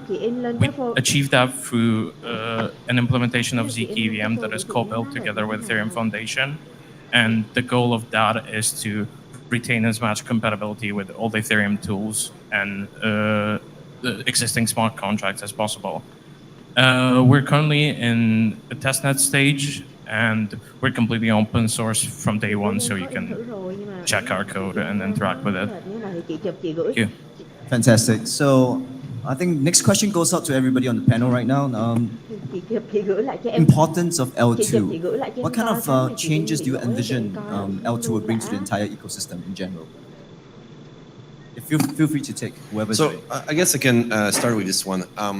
So L2s are people tend to talk about L2s when we were all complaining about the gas cost on L1. And yeah, it was a while ago, I don't know if you remember, people care about blockchain then. And what I've been seeing though on the importance of L2 is that L2 enables devs to go beyond what they can actually build today on ETH. So in the context of what I see, in the context of Starknet, I've seen people exploring new concepts, new ideas like account abstraction. So there is this project called Cartridge, and they did this proof of concept drop called NFF.GG, which is non-fungible footballer. Basically, you are minting your player for the World Cup, and you would just connect to the website on your phone, and instantly you would Face ID into your. You just put your username. You would use login. You ask Face ID directly to connect, and you would be minting for you the assets using account abstraction and pay fees for you. So instantly, without paying anything, without having a wallet set up, you could have a real native Web2 native interface while interacting with Web3. There is plenty of other ideas that you're looking into, you can bring in, and new exploration into the design space that we are seeing builders use. So the importance is not because just cheaper, it's also just bring another thing you can build on top. Yeah, and if I can add, yes, I totally agree. I think the important thing is the fact that today Ethereum is constrained in a lot of ways, and once you start to remove constraint and improve by factor of magnitude some of the key feature, you get a response from the ecosystem that is a multiple of that improvement. And we saw this so many times in the past. And also, if you look at internet connection speed in 1995 was in the kilobits. There were tens of thousands of websites. If you fast forward 10 years later, the internet connection was in megabits and you had the 60 billion website. In the meantime, of course, you had improvement in security, improvement in user experience and usability and ease, but the response is multiples. And we think this is exactly what's going to happen to the Ethereum ecosystem in general. By improving some of these features by just one factor of magnitude, and layer 2s will improve many of these features by at least one factor of magnitude, you will get this massive response from the ecosystem that will blossom in something that is much, much better than what it is today. Yeah, I think absolutely very, very interesting points. But I also realized that I have to take a step back and kind of explain a little bit about Polygon. Is that we have two fundamental beliefs when it comes to L2s in general. First is this is just our way of thinking and our train of thought. First is there's really no one size fits all. There's no one magical solution that's going to solve everything. Second is from Polygon's side, we're incredibly obsessed with helping with users. So when we talk about users, it's not just end users, it could be the enterprises and could be also developers. How developers built on chains. Why do I mention that? That's why you realize in Polygon, we don't just work on one single L2s. So if you know about Polygon Maiden, Zero, and also, of course, recently for this panel, we focus on ZKVM, general purpose ZKVM, that's currently on testnet. So we kind of look at it at first, of course, to bring down transaction costs, got to make it super easy for people to do it. That's what we truly believe in. I think one important thing that Ethereum constrains currently is the creativity of developers, because there's a limit on how much gas you can allocate per block. And so what Scroll allows users to do, and all the other rollups as well, is to basically unlock that creativity, because there's no longer that limit on what people can do in terms of throughput, because not in practice, but you almost have unbounded computational cycles where you can do whatever you want with it. All right, let's stay on this topic for a little bit. I think you guys all gave a very fantastic views. But what are your thoughts? Do you think there will be a great migration of assets from L1 all the way to L2? What are your thoughts on it? Yeah, I think so. So I mean, that's what both the Ethereum ecosystem, the Ethereum leadership, many of the applications are kind of exploring. And the idea is to make the system modular. So there's really no migration of assets. The assets actually stay on layer 1, but they are represented on layer 2, and that's where the execution engine moves. And there's maybe even more. I mean, the fact that you can go hyperscaling, fractal scaling, it's been called in many ways, where this layer 2 becomes a verification layer and the execution moves, at least in part or in full, onto layer 3s and above. So it's going to be extremely interesting to see how this topology develops. But I would say it's a symbiotic relationship and not a like assets move from A to B. I got this long time ago. I talked to one of the famous investor. I won't say the name in NFTs, and he told me, you know, about the value of NFTs. It's like real estate. Like you can buy this very nice house in New Jersey, but fuck no, it's gonna be the same price in New York. And it's kind of the same thing, you know, for layers. Like the high value asset, the CryptoPunk of the world, will remain on L1. That's gonna happen. And tomorrow, but the derivative. And the derivative of the derivative, and the derivative of the derivative will move to different layers. And I have this thing I like to say to people, which is, you know, what does it mean to be cheap? You know, everyone say like, oh, cheap transaction. That doesn't mean fuck shit. Like, it doesn't mean anything. Cheap is relative to application. And so what's going to happen is layer 2 is going to have a certain set of operations that are valuable, and you're going to have layer 3 that's going to take the lower hand, the long tail of transactions that are less valuable, until, you know, at some point we get to an environment where you're going to be fully centralized with trustless, you're using zero-knowledge proofs, but free transaction. And so this free transaction type is something we're already seeing in the context of Starkware with Solaire, with Immutable, with DYDX, where they abstract away completely the transaction fees because they can, because it's relevant for them. But the transaction themselves will probably be hard to justify running on the L2 or even on the L1. So what I'm trying to say is the assets will discriminate themselves into an environment where it makes sense to transact with. I think in the future we'll see most of the user activity moving to L2s, L3s, etc., and L1 purely acting as a settlement layer and composability layer between different L2s. So essentially, what you will have is your average user will almost never touch Ethereum, and they'll just spend their time on Starknet, Scroll, zkSync, Polygon, etc. And then the liquidity providers, so let's say Connext and all the bridges, etc., are going to use L1 to rebalance their books between different L2s. So as a user, the goal of rollups is for the user to not even realize that you're not interacting with Ethereum, but you're interacting with a layer built on top of Ethereum. And I think the goal is to build a layer that allows us to abstract as much as possible without the user noticing it.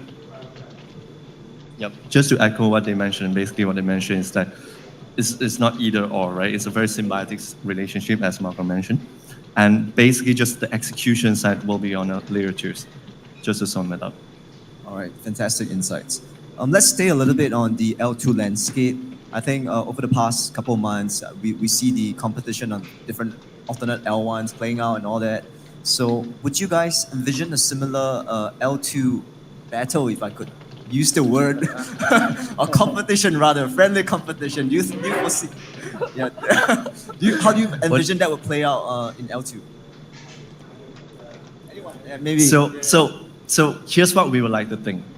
We are this big right now in terms of actual L2 adoption, right? So we're not really thinking about competition right now, to be honest.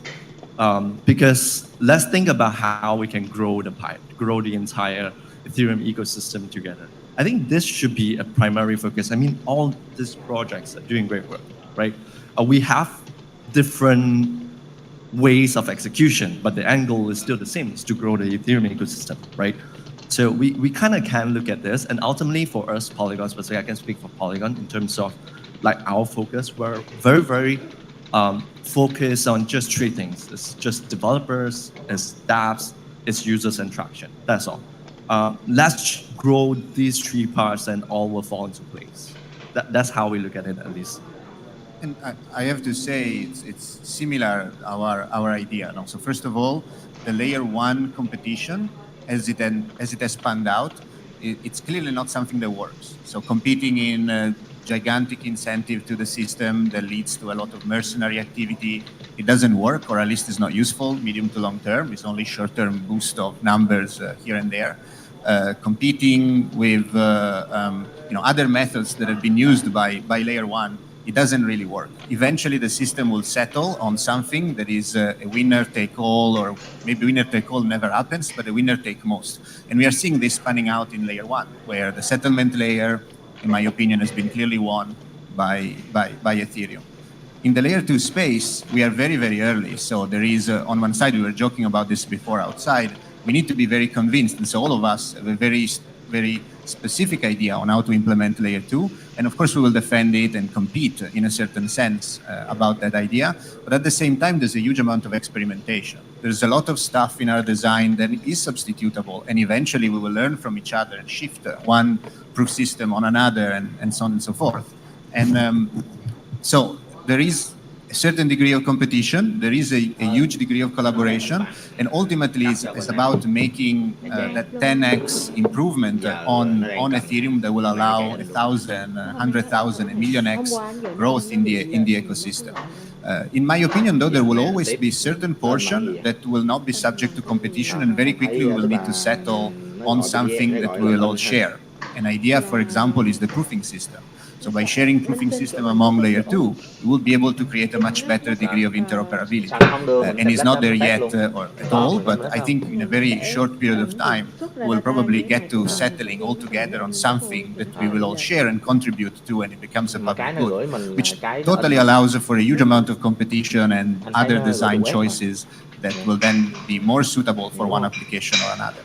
So, mixed answer, yes and no, I think. Ý là in trên cái tờ giấy hả? Nó không chịu chụp gửi I cho think em. on the surface, it might seem that chụp cái it's xong cái nó cứ kêu a là, vicious competition as it is with like different để gửi L1s. cái phôi vô But bên mình in the scan background, thì there's nó- actually a lot of collaboration happening in terms of standards, in terms of proof systems, Bây giờ in hỏi terms nó of bây other giờ different nó things. bây giờ For cái example, hình này a lot of the teams sitting here are contributing to EIP 4844 implementations of prototype sharding, etc. There are discussions on Poseidon precompiles, etc. And it's a bit different to L1s because competition between different L1s is parasitic in a sense, because you steal the users or the TVL from the other L1 without contributing anything back. Whereas in here, we're all contributing to the security of Ethereum by paying Ethereum for settlement.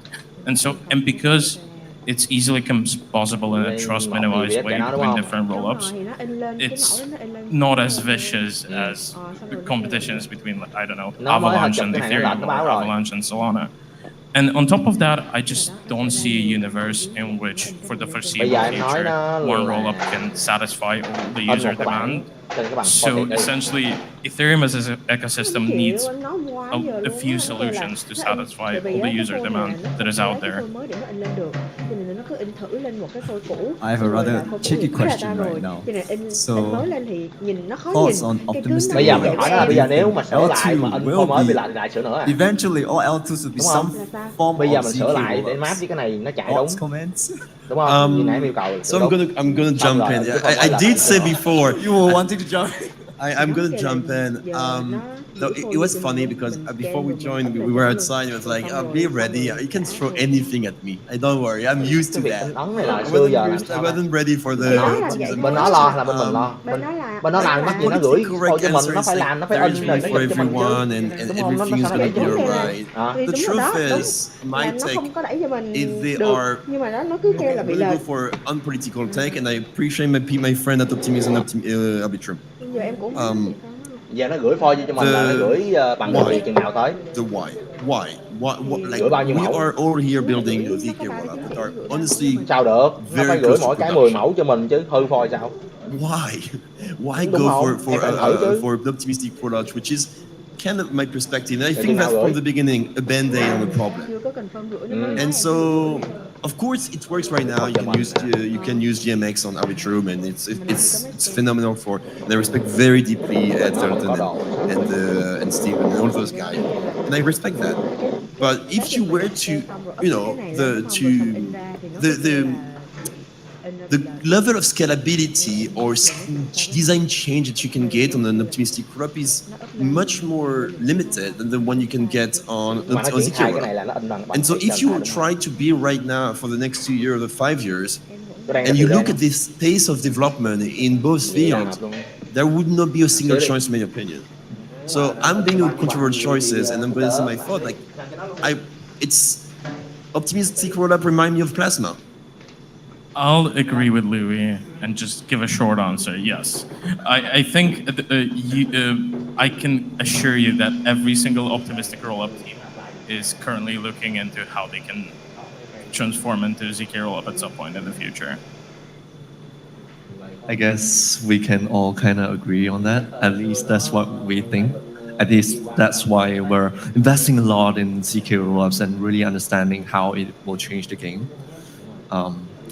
Yeah, I guess that's the way to put it. And if I may finish, this is a good example of collaboration among ZK rollup.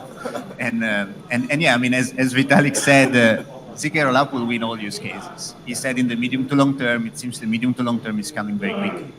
I just want to point out that I like the fact that I spoke out loud everyone they were thinking. So thank you guys for vouching for me. I was taking like a very hard stance here. Oh really? Honestly, I like if people likes to be very everyone is made of butterfly and teddy bear. So I'm asking here, I don't know if it's controversial or not. Fantastic insights.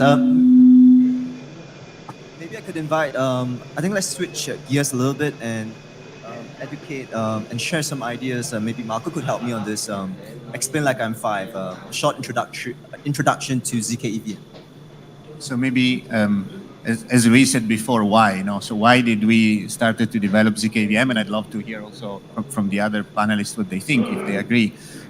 We came to the realization, I mean, we have been working at this for 4 years. And a couple of years ago, we decided to pivot the entire development effort towards creating something that was very, very compatible, ideally as compatible as possible to the EVM. And the reason for that is that we realized that Ethereum and blockchain, in general, they are networks. They're subject to network effect, and there is a network effect that is already formed around the EVM infrastructure. So we decided to become EVM compatible. What is EVM compatible? It means that you, at a very hard level, you support as many as possible of the opcodes that are underpinning the Ethereum virtual machine.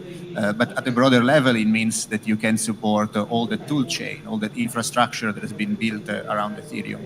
And by now, this infrastructure is very, very large. Again, we were joking about this before. If you just go back a couple of years, developing on Solidity was very, very tough, and maybe still is.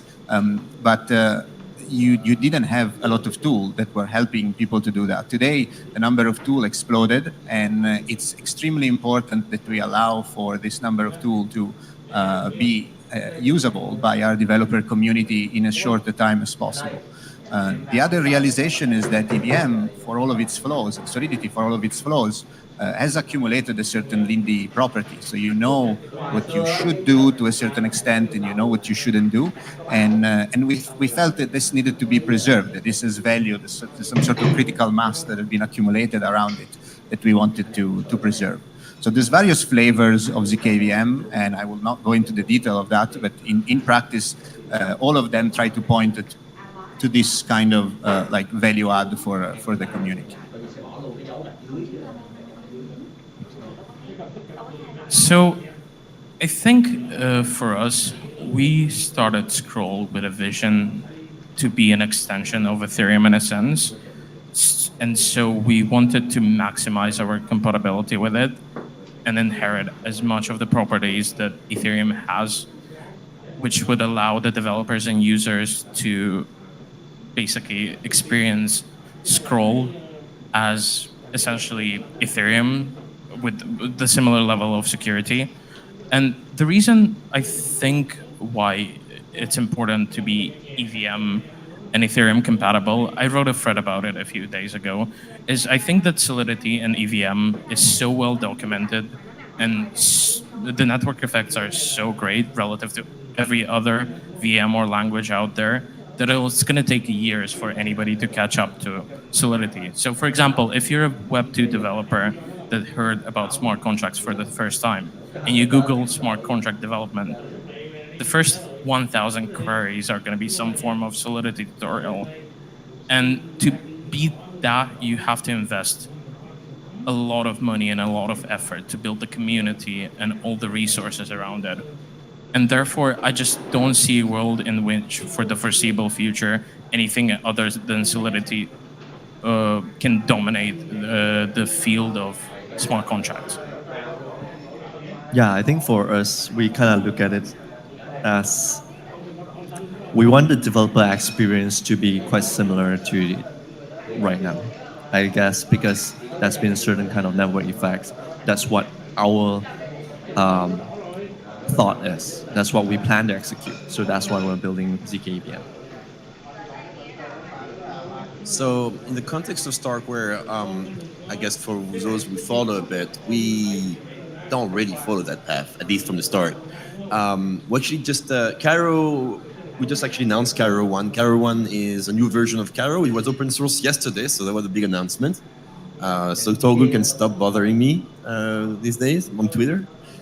It's like he was the one token when he had a couple of months ago, and so the reason why we took that path is because something that is easy to forget or to want to forget is that the way ZKPs or validity proof work and the way your regular CPU or the EVM work are very, very different. At the pure computing way, at the way the machine themselves work. So just to give you an example for those who are not familiar, but your CPU likes bits and bytes and Boolean logic. It likes an AND, a XOR, a NOT, and the OR. ZKP likes arithmetic logic. It likes addition, subtraction, division, multiplication. And the base element you're going to work with is no longer in bits and bytes. It's what we call a field element, which is basically a big unit, a big number. And so what we tried to optimize for when we started, and since to this day, was to optimize for performance, making a VM that optimized for taking advantage of the requirement of the system, which are, as they say, arithmetic logic and a bunch of other things. And so this is why we came with Cairo, with performance in mind. And what we're seeing now is it's actually very easy to retrofit, to do the backward compatibility now. And so there was 2 projects that were launched outside of Starkware. One called Warp. So Warp is a transpiler from Solidity to Cairo. And you can use it today. It works relatively well. And another one is called Kakarot. And Kakarot was started by, it's actually a funny story why it started. I don't think you know that story. Do you? Huh? Yes. So we were in Bogota, so a month ago, and Abdel, who is one of the newest person of Starkware, also from Core Dev, got massively triggered by a friend called Mark Zeller, who's the head of head of ecosystem for Aave. As Mark said, basically, you need to be a Soyuz astronaut to basically write in Cairo. And so Abdel is starting to rewrite, say, fuck it, I'm going to write a ZK VM in Cairo. And he started by himself, and he's starting to get like someone from Lucas from Starkware, and then he's starting to bring in community builders. And in a month and a half, we were able to get we are missing 30% of our code, and we are able now to compile. They are able to compile ERC20, and the next step will be 721, which shouldn't be too far out, and the next one after that is Uniswap v2 type of contract. So all of that is what I'm trying to say, is that there are multiple ways to get to the EVM compatibility and multiple reasons you want to get though. We took a different path, a different project to another one, and all of that is the interesting thing that we can still try to achieve the same goal, taking a different approach and see what sticks the best. Just to add one thing, it's not really a panel with Lewin on it if he doesn't complain about EVM. That's true. That's true. Why? Why K-Chat? All right, we're kind of running out of time, but one last question for everyone over here. Just a quick one-liner. What, in your opinion, what is the end game for Ethereum? Just one-liner. World domination. You could use the time. Is absorbing the world of value. So all the value that is in the world that is expressed in so many different ways will end up on Ethereum. Simplify, please. No. I think the future is a global settlement layer for for a lot of rollups. Thank you so much, guys. Can we give it up for our panelists of today? Thank you.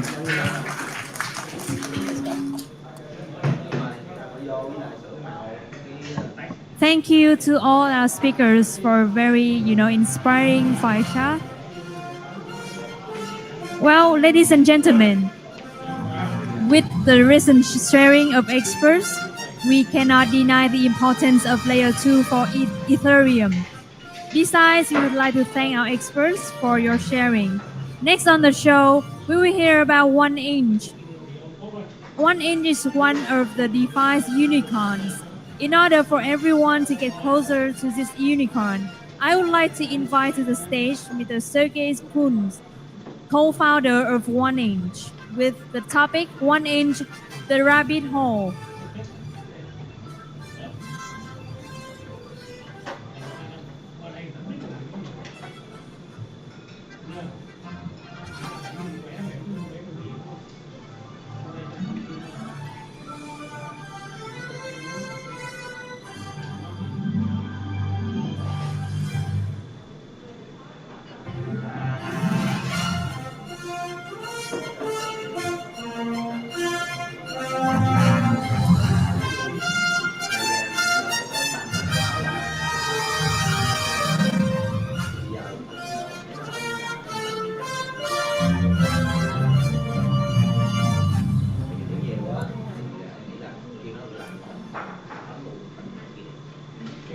One. Hi everyone.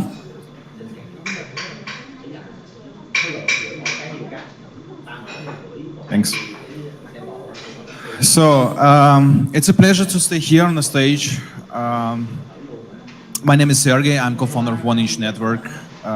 If you don't know what 1inch Network is, I will explain shortly. 1inch Network is a set of protocols which offers different services in DeFi space. Originally, I and my co-founder Anton, we came to an idea of aggregation among decentralized exchanges, liquidity sources, just on a hackathon back in 2019. Over 2 sleepless nights, we have built a solution just for us.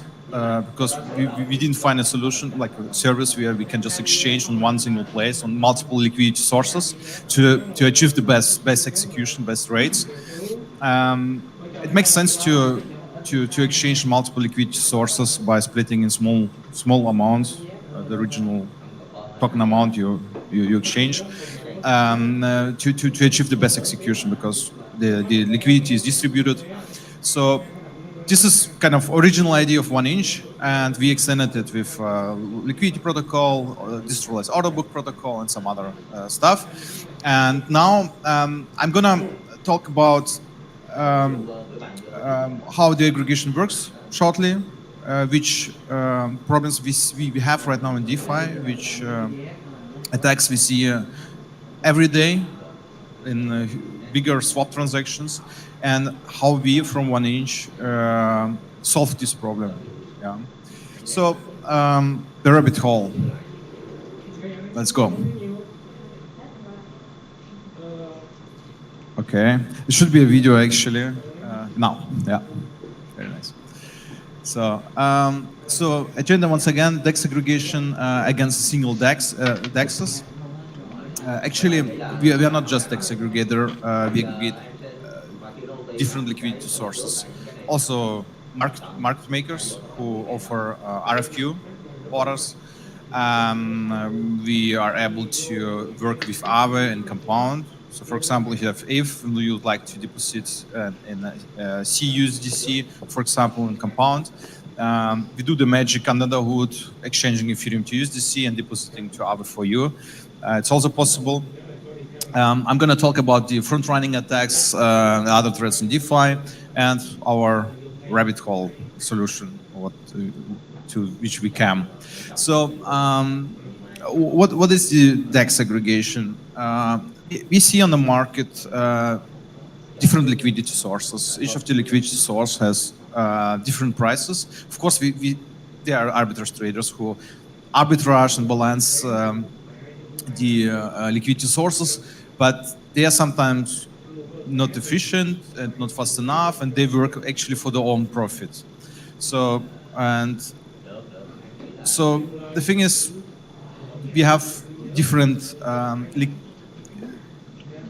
kind of liquidity depths, different markets, which can be used to have a best execution. It's kind of a best price. This line you see, this is kind of the best price, and we take the better quotes from different liquidity sources and less good quotes from maybe bigger liquidity sources like Uniswap. And at the end, we achieve the best execution on the market. And this is actually just arbitrage. Before 1inch, I and Anon, we were working on arbitrage bots, figuring out how that works and which problems you have normally as an arbitrage trader. And we came to the idea, why not to offer everyone to become an arbitrage trader? Yeah? One swap on the aggregator is just arbitrage on the market. After the swap, there's normally no arbitrage opportunity at all. So this is how it looks like. At the beginning, we came to the idea just to split among one market. So for example, we exchange, just say 1 inch to DAI just on the markets and the liquidity pools of these two tokens. And a little bit later, we came to the idea, why not also try to arbitrage different markets, yeah? For example, we can exchange here 1 inch token to WBTC by using our liquidity protocol from 1 inch, to USDC, to WETH by using Uniswap to 80% and 20% of private market maker. And then we can go further and use WETH to swap to USDT, USDC to swap to BNT, WBTC to USDC by using multiple liquidity sources again. And at the end, we exchange everything to DAI, collect it, and the user get the best execution. Theoretically, we could do that also on centralized exchanges, theoretically on stock markets, but it's not efficient. So the problem with centralized exchanges, you have not atomic execution. So it's not possible to revert something if someone front-run you, or just the quote change on a specific exchange. And on Ethereum or Ethereum-like blockchains, we have atomic execution, so we can ensure if something goes wrong, if one of these pipes, I call it pipes, for example, 1 inch USDC, BNT, and DAI doesn't work because the prices changed, someone front-run us, or something happens, maybe with the protocol itself, it was stopped or something. We can just disable this pipeline, revert the part of the transaction, and the user will exchange only part of the whole amount to exchange. This is kind of our magic what we have right now on 1 inch regarding the aggregation. We are also very gas efficient. Recently we released the router V5. It is 6% more efficient than the previous version, and is 14% more efficient than everything else out there, yeah, who try to compete with us. Also, like Uniswap router, for example. If you go to Uniswap router, it's 14% more expensive than just using 1 inch. And there are some other projects who try also to aggregate, and based on our analytics, we are up to 26% better on the gas execution. We have kind of own magic in the smart contracts. We have really great engineers like Michael and my co-founder Anton. They highly optimized the execution layer to achieve these cool results. So, and we see attacks against DEX users or DeFi users. This is our front-running attacks. So, before, when the user swap on, for example, Uniswap, yeah, in the settings you see the price slippage settings.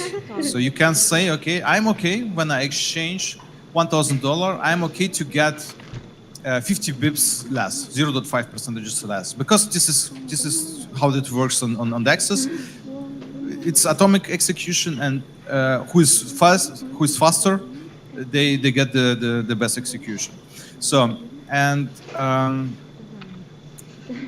when the user send a transaction to the mempool, there are bad actors. I call them hackers, because they actually, what they do, they just hack the people.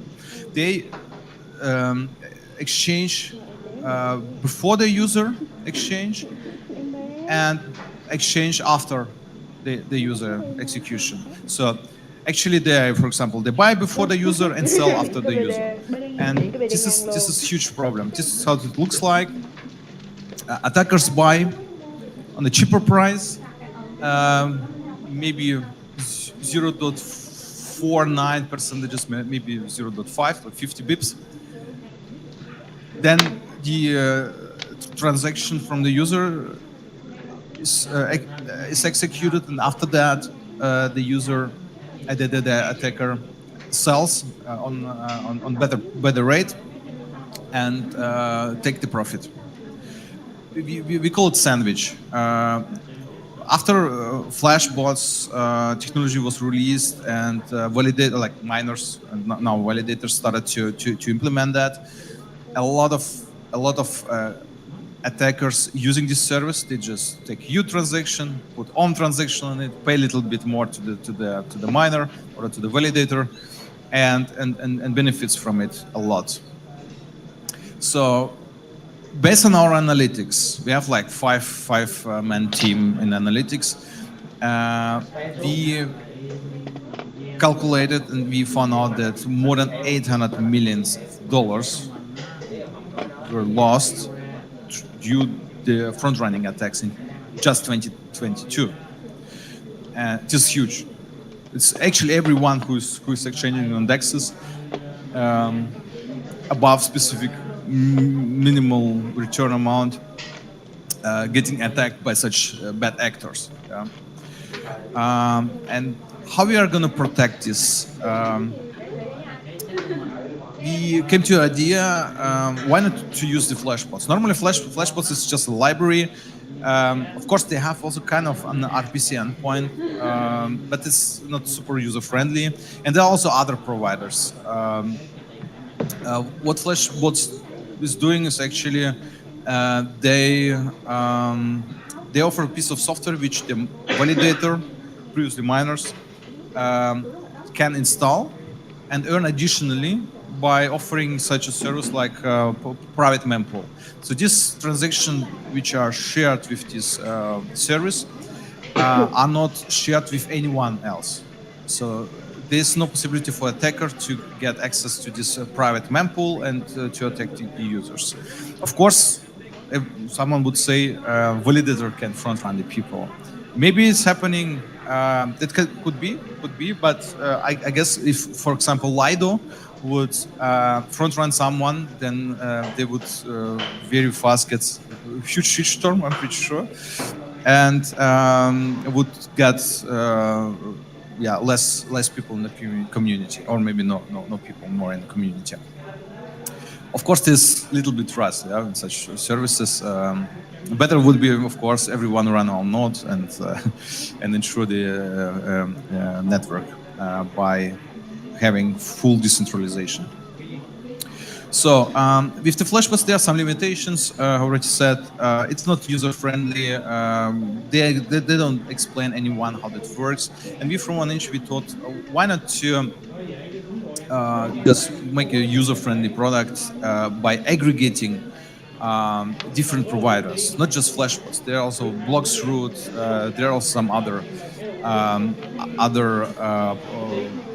kind of services. And on top of this, we introduce own algorithm which routes based on the transaction itself. So we have a tracer, fully deep analyzing system which understands what's happening in the trade, and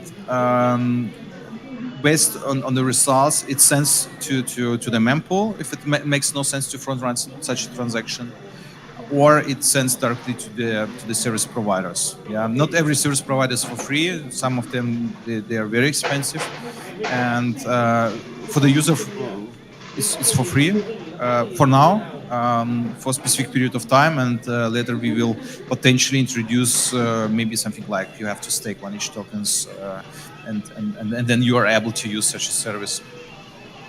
So and you, of course, it is built like just an RPC endpoint. It's just an URL which you have to set as additional network in, for example, MetaMask. MetaMask doesn't support assigning transactions. That's why it was previously not possible for us to use this technology to protect the trades. Actually, we have this technology since like from the beginning of Flashbots.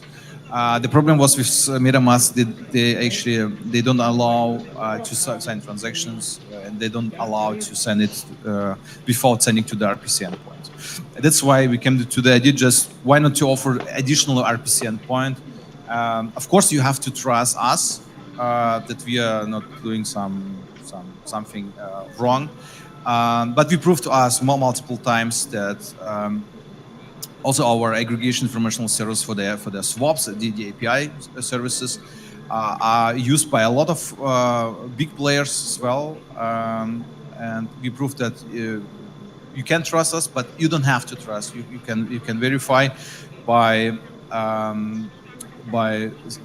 before you send, you can verify what you sign. Yeah, and it's not getting worse than now. You have it on other DEXs and other projects. So yeah, this is what we came to previously and recently, and would like to have first a testing group, so you can write to us, you can get access to the RPC endpoint and play around with it and protect your swaps from sandwich attacks. We have Twitter, we have Discord, we have Telegram. You can go on GitHub, check out our smart contracts if you're a hacker. Also here on a hackathon, you can build on top of one-ish network. We have good bounties. Yeah. Thank you very much. Thank you, Mr. Sergey Skuns, for your speech. And please remain on the stage, because next we will have the panel discussion with our other guests about scaling DeFi toward mass adoption. I would like to invite Mr. Jonathan Fan, Director from OKC, Miss Dorothy Liu, Head of Growth on Layer. She also our moderator. Miss Chris Pham, Head of Marketing, Huobi Global. And of course, Ms. Sergey Kuns, co-founder from 1inch. Please welcome.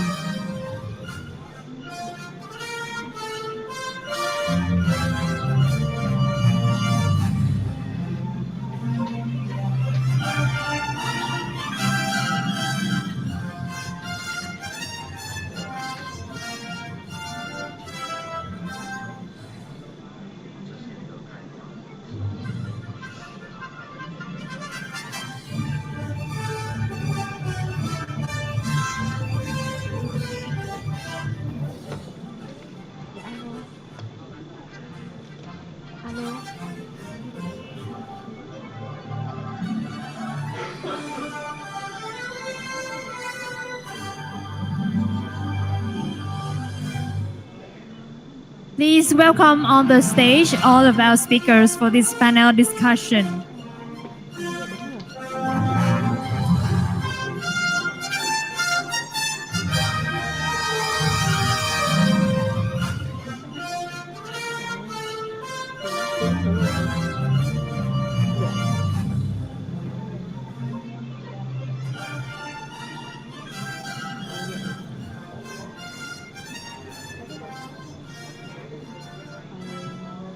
Dạ thôi để em để mình đứng nha. Cảm ơn anh.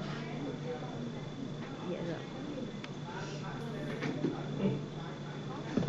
Okay, let's get started then. Just a brief intro of myself. I'm Dorothy, and I'm head of growth at Outlier. Prior to Outlier, I was China lead for Synthetics, so I'm kind of also being in the DeFi space for a long time. First off, I would like to introduce our panel speakers to introduce yourselves. Sergey, I know you just did one, but just in case someone joined us a bit late, you can probably introduce yourself and your company once again. Hi everyone, once again. So my name is Sergey Kuns. I'm the co-founder of 1inch Network. My co-founder. We have built 1inch originally on the hackathon, already said. To myself, I'm a software engineer, software architect for like 18 years, worked for a lot of companies, did a lot of projects, Bosch, Siemens, Porsche, and then 1inch. Built also on aggregator before 1inch for telecommunication services. And right now a core contributor in 1inch Network with like more than 150 people around the globe. Thanks. Hi everyone. Firstly, I would like to say thank you to the organizer for organizing this meaningful event. In my opinion, the developer, the people who are days and night trying to develop the innovative products that they are enormously bringing DeFi to the mass adoption. And allow me to make an introduction about myself. My name is Chris. Currently, I'm the head of marketing and in charge of all of the marketing operation in Vietnam for Huobi. Yeah. Hello, Jimin. My name is Jonathan. I'm actually French Vietnamese, but don't ask me too much to talk too much Vietnamese because I might be very confused and you might not understand me. But I'm the director for OK Exchange ecosystem development for Southeast Asia, and I'm very happy to be part of that panel because I think like we will be able to discuss a lot of things that is matching with the current actuality with collapse of giant. So very happy to be here. Hey guys, my name's Loy. I'm a co-founder of Kyber. So at Kyber currently we have, the one of the I guess one of the OG decentralized chains called Kyber Swap. And currently I'm spending a lot of my time at Kyber Ventures doing, investment and support early blockchain startup in Asia and Southeast Asia in general. Happy to be here. Thank you.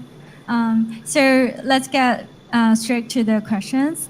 My first question is kind of on the counterparty risk, because recently there was a huge crisis triggered by FTX, and there were a lot of comments on the risk with centralized exchanges and also asset managers, as we also saw the issues with Genesis Trading and Free Arrow, etc. So as DeFi OGs and DeFi builders, what do you think about this comment? Do you think that centralized players or platforms entail higher counterparty risk than DeFi protocols?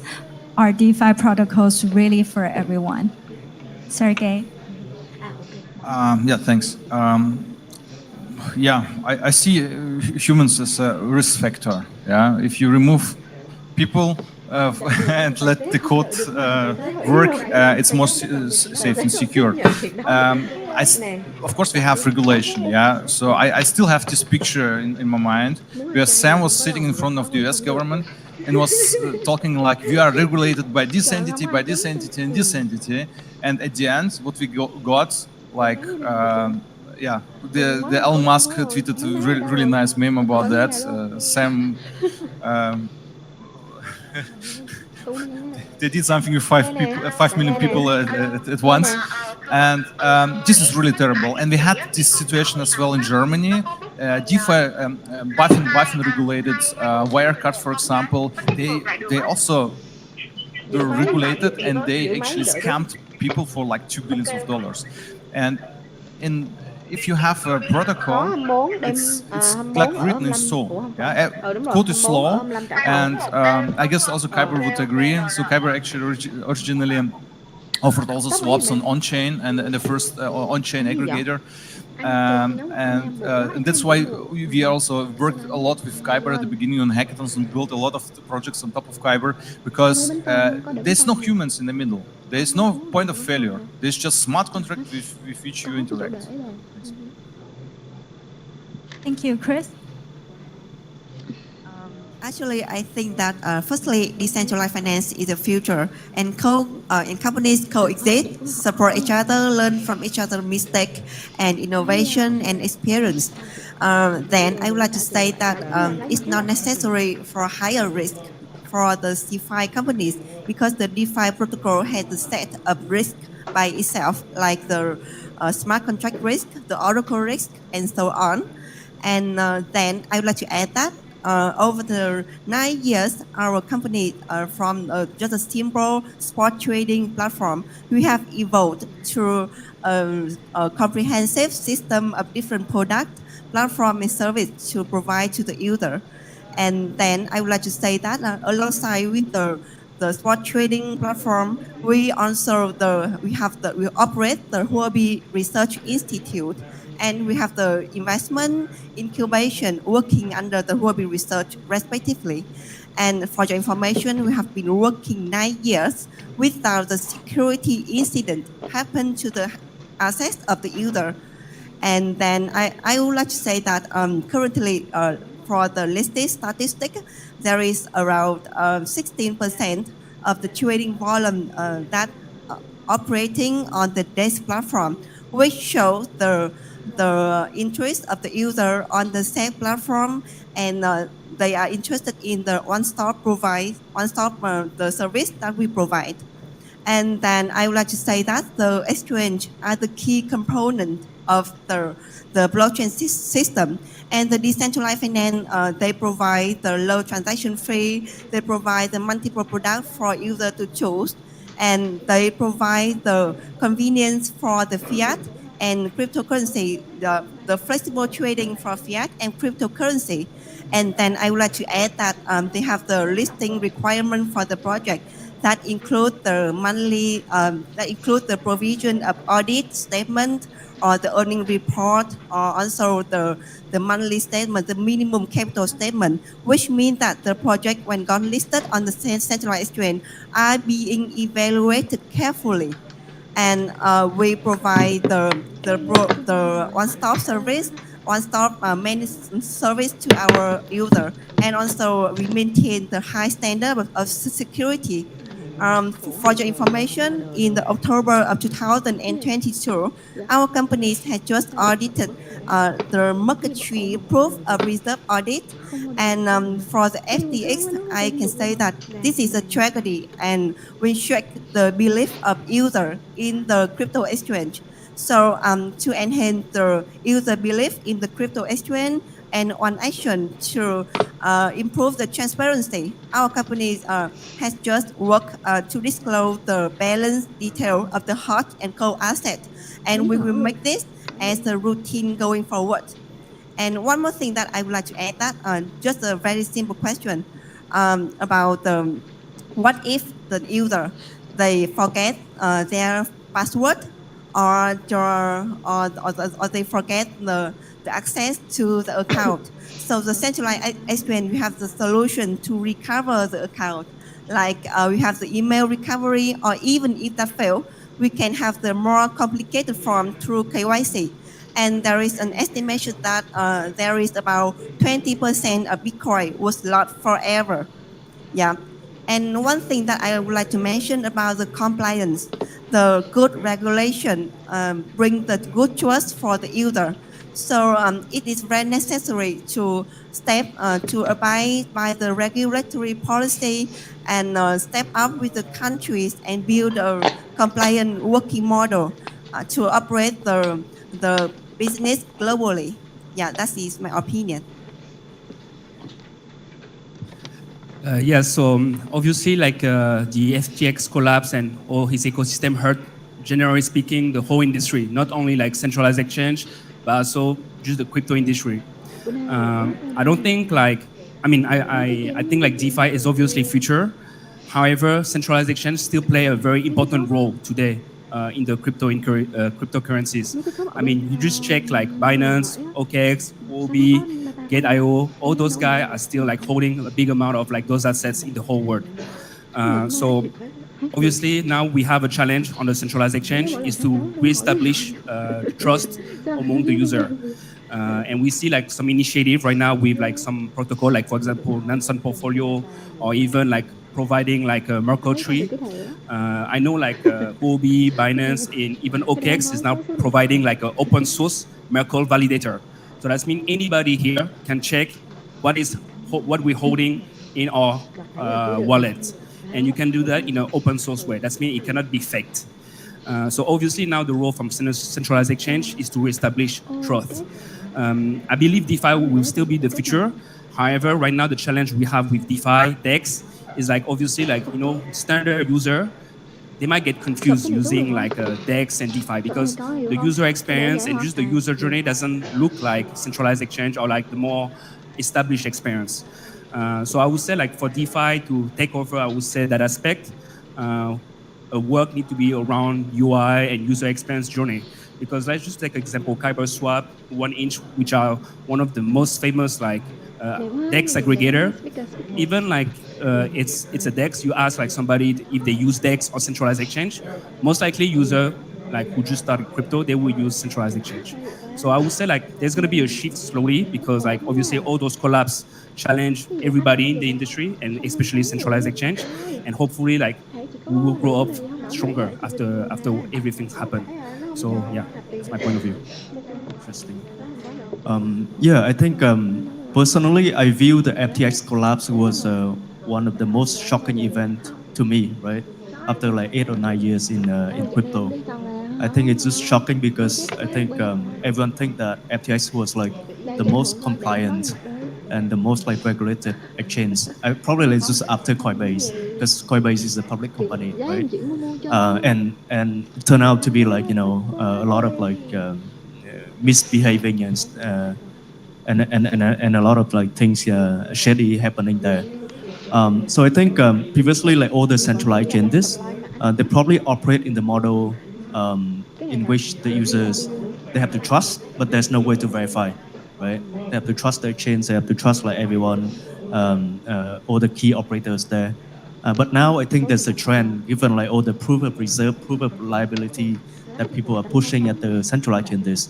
I think we are moving toward the model trust, but you can verify, right? I think it's a good progress. On the other hand, I think like non-custodial trading platform like Swap or like 1inch, there's no custodial there, and I think most of the code is public, right? So people are like, okay, so they don't have to trust us to keep the asset. At the same time, they can still verify like the operation, the code, and everything. So I think that's like the other side of the user benefit. But of course, I think like both each model serve different purposes. I think as Chris sorry, John. Kristen and John mentioned all the benefit of centralized changes. I think we agree, and I think there's a need for the users there, right?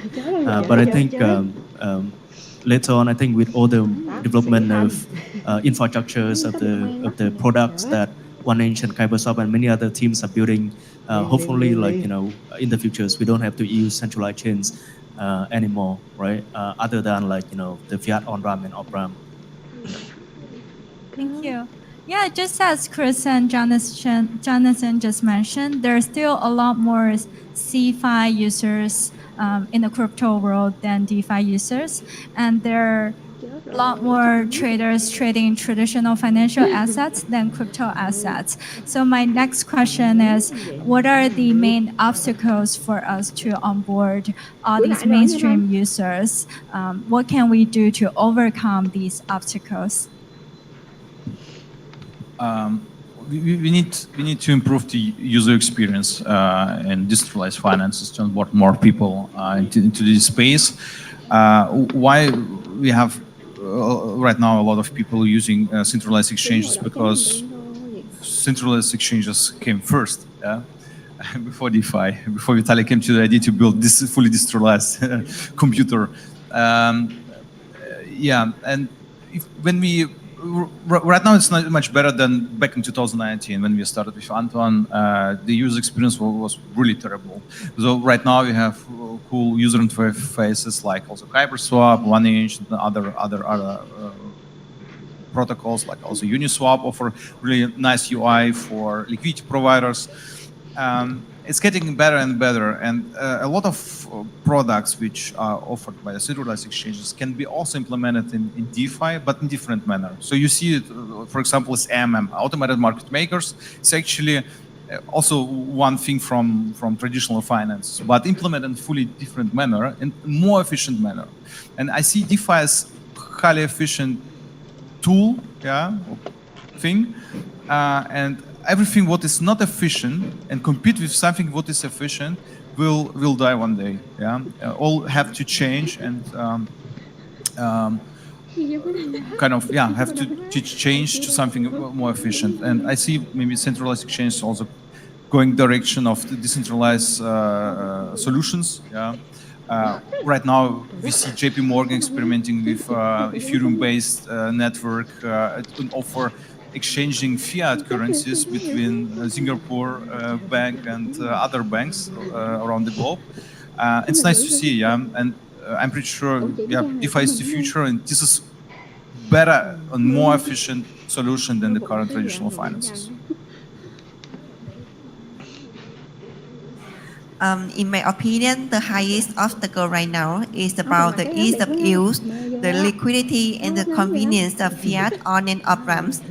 As I has mentioned earlier about the smart contract risk, there has been around the 3 billion, the total of 3 billion that were drained by hacker within this year alone. That are some notable ones are like Ronin and Wormhole and some others. So I think the security must be placed on top, and our company will be very willing to provide the service to the customer like a gateway into Web3, and we are willing to support the partner, the CFI, the DeFi companies to together develop the advancement technology in general. Yeah. So to answer that question, I mean, to have like more adoption, the short answer is if there's a bull market right now, everybody gonna jump in. To be honest, so that's gonna be the short answer. But I think on the more serious note, I think we need to come on with like some sort of like regulatory framework. And not on the technology or those stuff, but at least something that punish like misbehavior on the industry. Like right now, we are three big collabs. We're talking about Luna, we're talking about FTX, we're talking about Celsius. Those guys right now don't have any consequences of their acts. So that's could be one thing. First, to obviously like bring more good actor in the industry. Now the second aspect I would say is like education. I think like we are in a very niche industry. I think like not more than 6 or 7% of the whole world using crypto. So obviously there is a big gap between I would say the first people and the people who's going to enter it. So education will be definitely something very important on that. And the last one I would say is again the trust. That's mean like right now like we're talking, for example, of government or banks. They control right now the system right now. So that's mean it's all based on trust. They said like I don't know about Vietnam, but let's say US. They said there's like trillion of dollar bill like print. How do we know if it's true or not? We have no proof, and they don't even provide us proof. It's all based on trust basically. So crypto have to follow the same and have to be proof in a way because it's all smart contract. Like even myself, I'm saying that I don't believe any human to manage money. However, I trust smart contract and I trust technology because there's no emotion behind codes. Human, we're all greedy. We all have that, that issue. I would say. So it's all coming back at trust, basically. Yeah. I think I just want to add on a little bit on the usability part that I think Chris mentioned. I mean, if you remember like in 2017 or 2018, we could barely handle CryptoKitties, right? And back then there were probably like a few thousand users.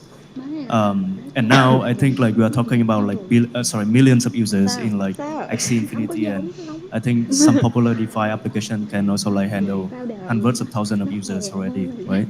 So I think there's a huge progress that we have made over the last few years, and I think given the right incentive, people will jump in, right? Like either it's a bull market or like another play to earn or work to earn, right? I think that there will be more users. I think another point that I want to raise is we probably need more sort of like mainstream asset that the users can understand and can use, right? I think we are talking about DeFi. I think currently it's mostly stable and crypto asset, stable coin and crypto asset. If we can add in like I think let's I mean like in the real world, right? I think like real estate and probably equity markets are probably like a lot bigger than crypto.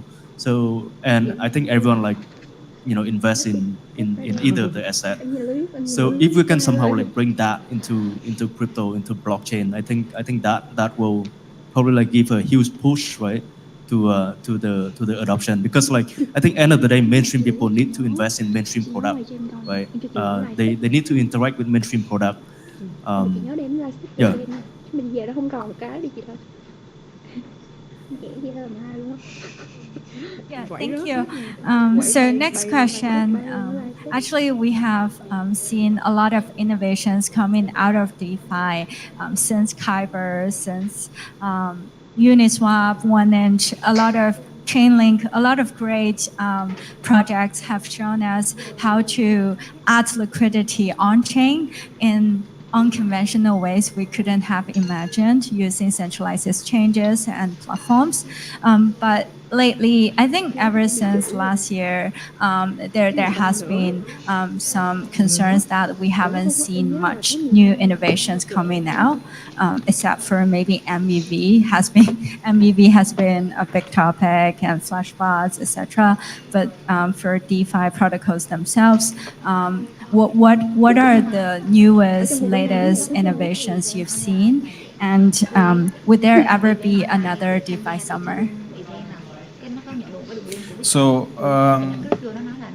we have seen a couple of hacks mentioned previously.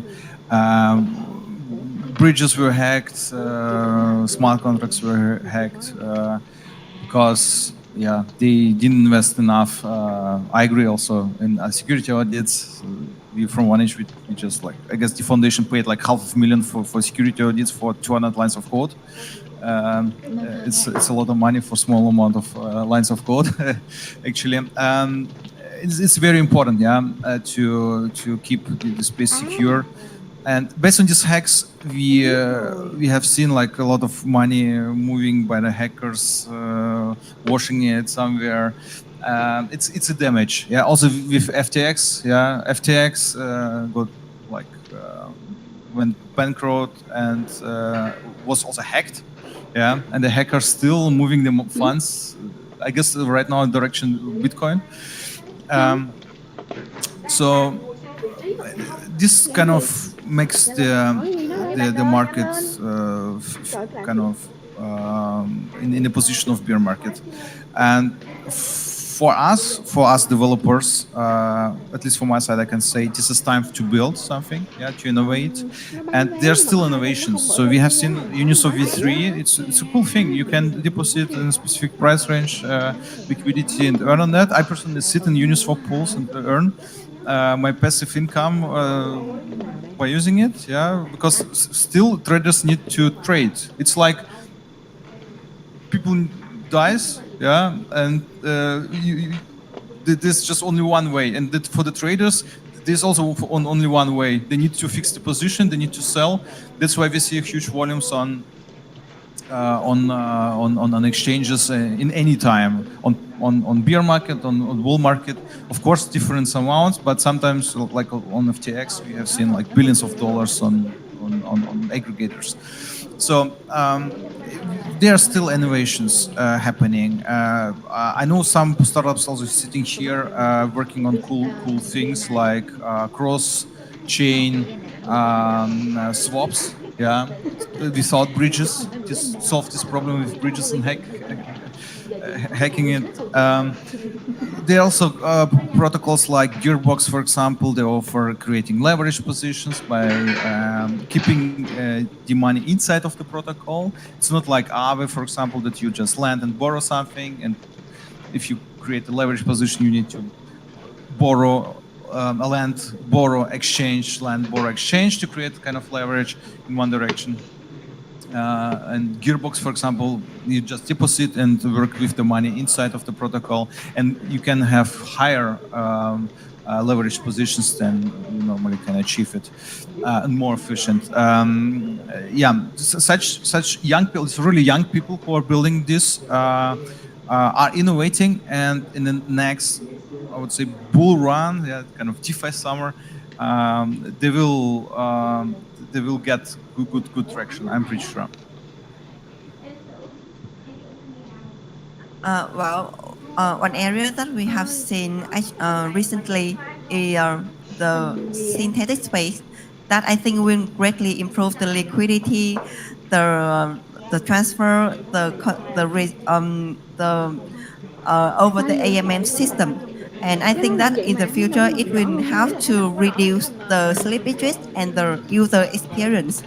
And one more innovation that I have seen recently is the cross-chain solution that include the layer zero technology and the multi-chain that we can swap the token via the chains like Ethereum, Avast, and layer 2 with just a click. I think that will definitely bring DeFi to a greater level. And talking about the DeFi summer, actually, I think it's really hard to say because we have seen that the crypto trend move very fast, very drastically, as we have seen that in the previous time we moved from the metaverse layer one and meme tokens. So that is really hard to say at the moment. Yeah. Yeah, for this DeFi summer, I mean, I don't know if it's gonna have one. I hope so because DeFi is still like a very core sector in the crypto industry. I mean, DeFi is basically fund going into chain, so I hope so. But in terms of innovation, obviously we see a lot. Like during bear market is actually where you see innovation because you have nothing else to do than build. So I definitely see innovation. Just to give you some example, usually like lending and borrowing protocol is over collateralized. And we see like some team working on some credit score on chain, and that will basically reduce your collateralization. That's one of the example on DeFi. I see also like some protocol. Maybe I can name them. I don't work for them. It's just a good partner. DYDX. They're doing like DEX on a layer 2, but it look very seamless on the Ethereum using ZK rollup. And you will see the experience on DYDX, for example. It look like you are on a DEX, you are on a centralized exchange, but actually you're using MetaMask or any non-custodial wallet. So DYDX, I would say, is a good recommendation to at least study the protocol. And there's another one called Orion Protocol.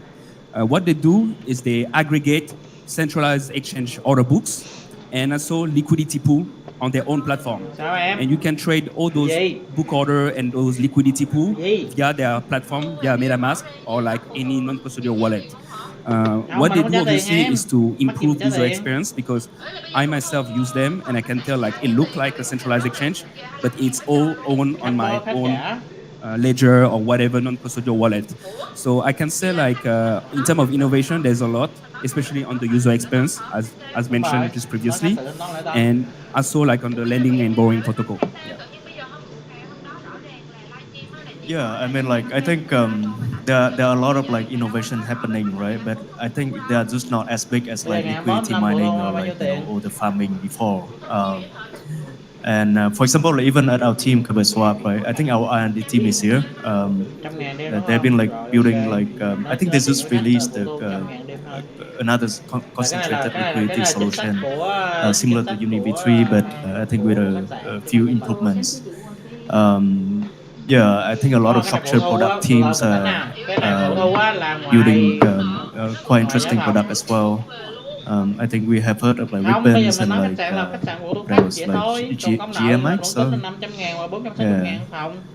yeah, I mean, I think in general it's just not as like shiny or it's not as like I mean like not as hype as previous like DeFi summer. So I would say we are doing really well in terms of like innovating DeFi products. Just that I don't think like we are getting as much traction compared to before because probably the yield now is lower than before. So yeah. So thank you very much. I guess we can call it a day. Look forward to speaking to you again. Hai cái ngày này.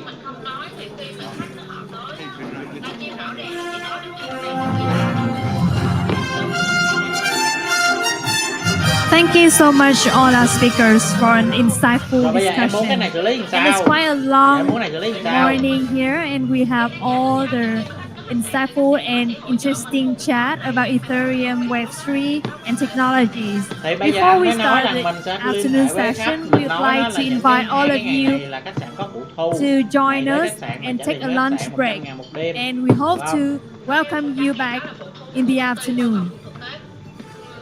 Thank you so much. Bây giờ em confirm với anh là khách sạn cái ngày đó nó bù thêm bao nhiêu tiền so với cái phòng mình đã mua rồi. Thì mình sẽ nói khách đúng cái giá tiền đó, mà khách tới khách sạn khách trả cái tiền đó. Mày không trả tiền này, khách sạn không cho vô vậy thôi. Đó. Vậy cho nó dễ đi.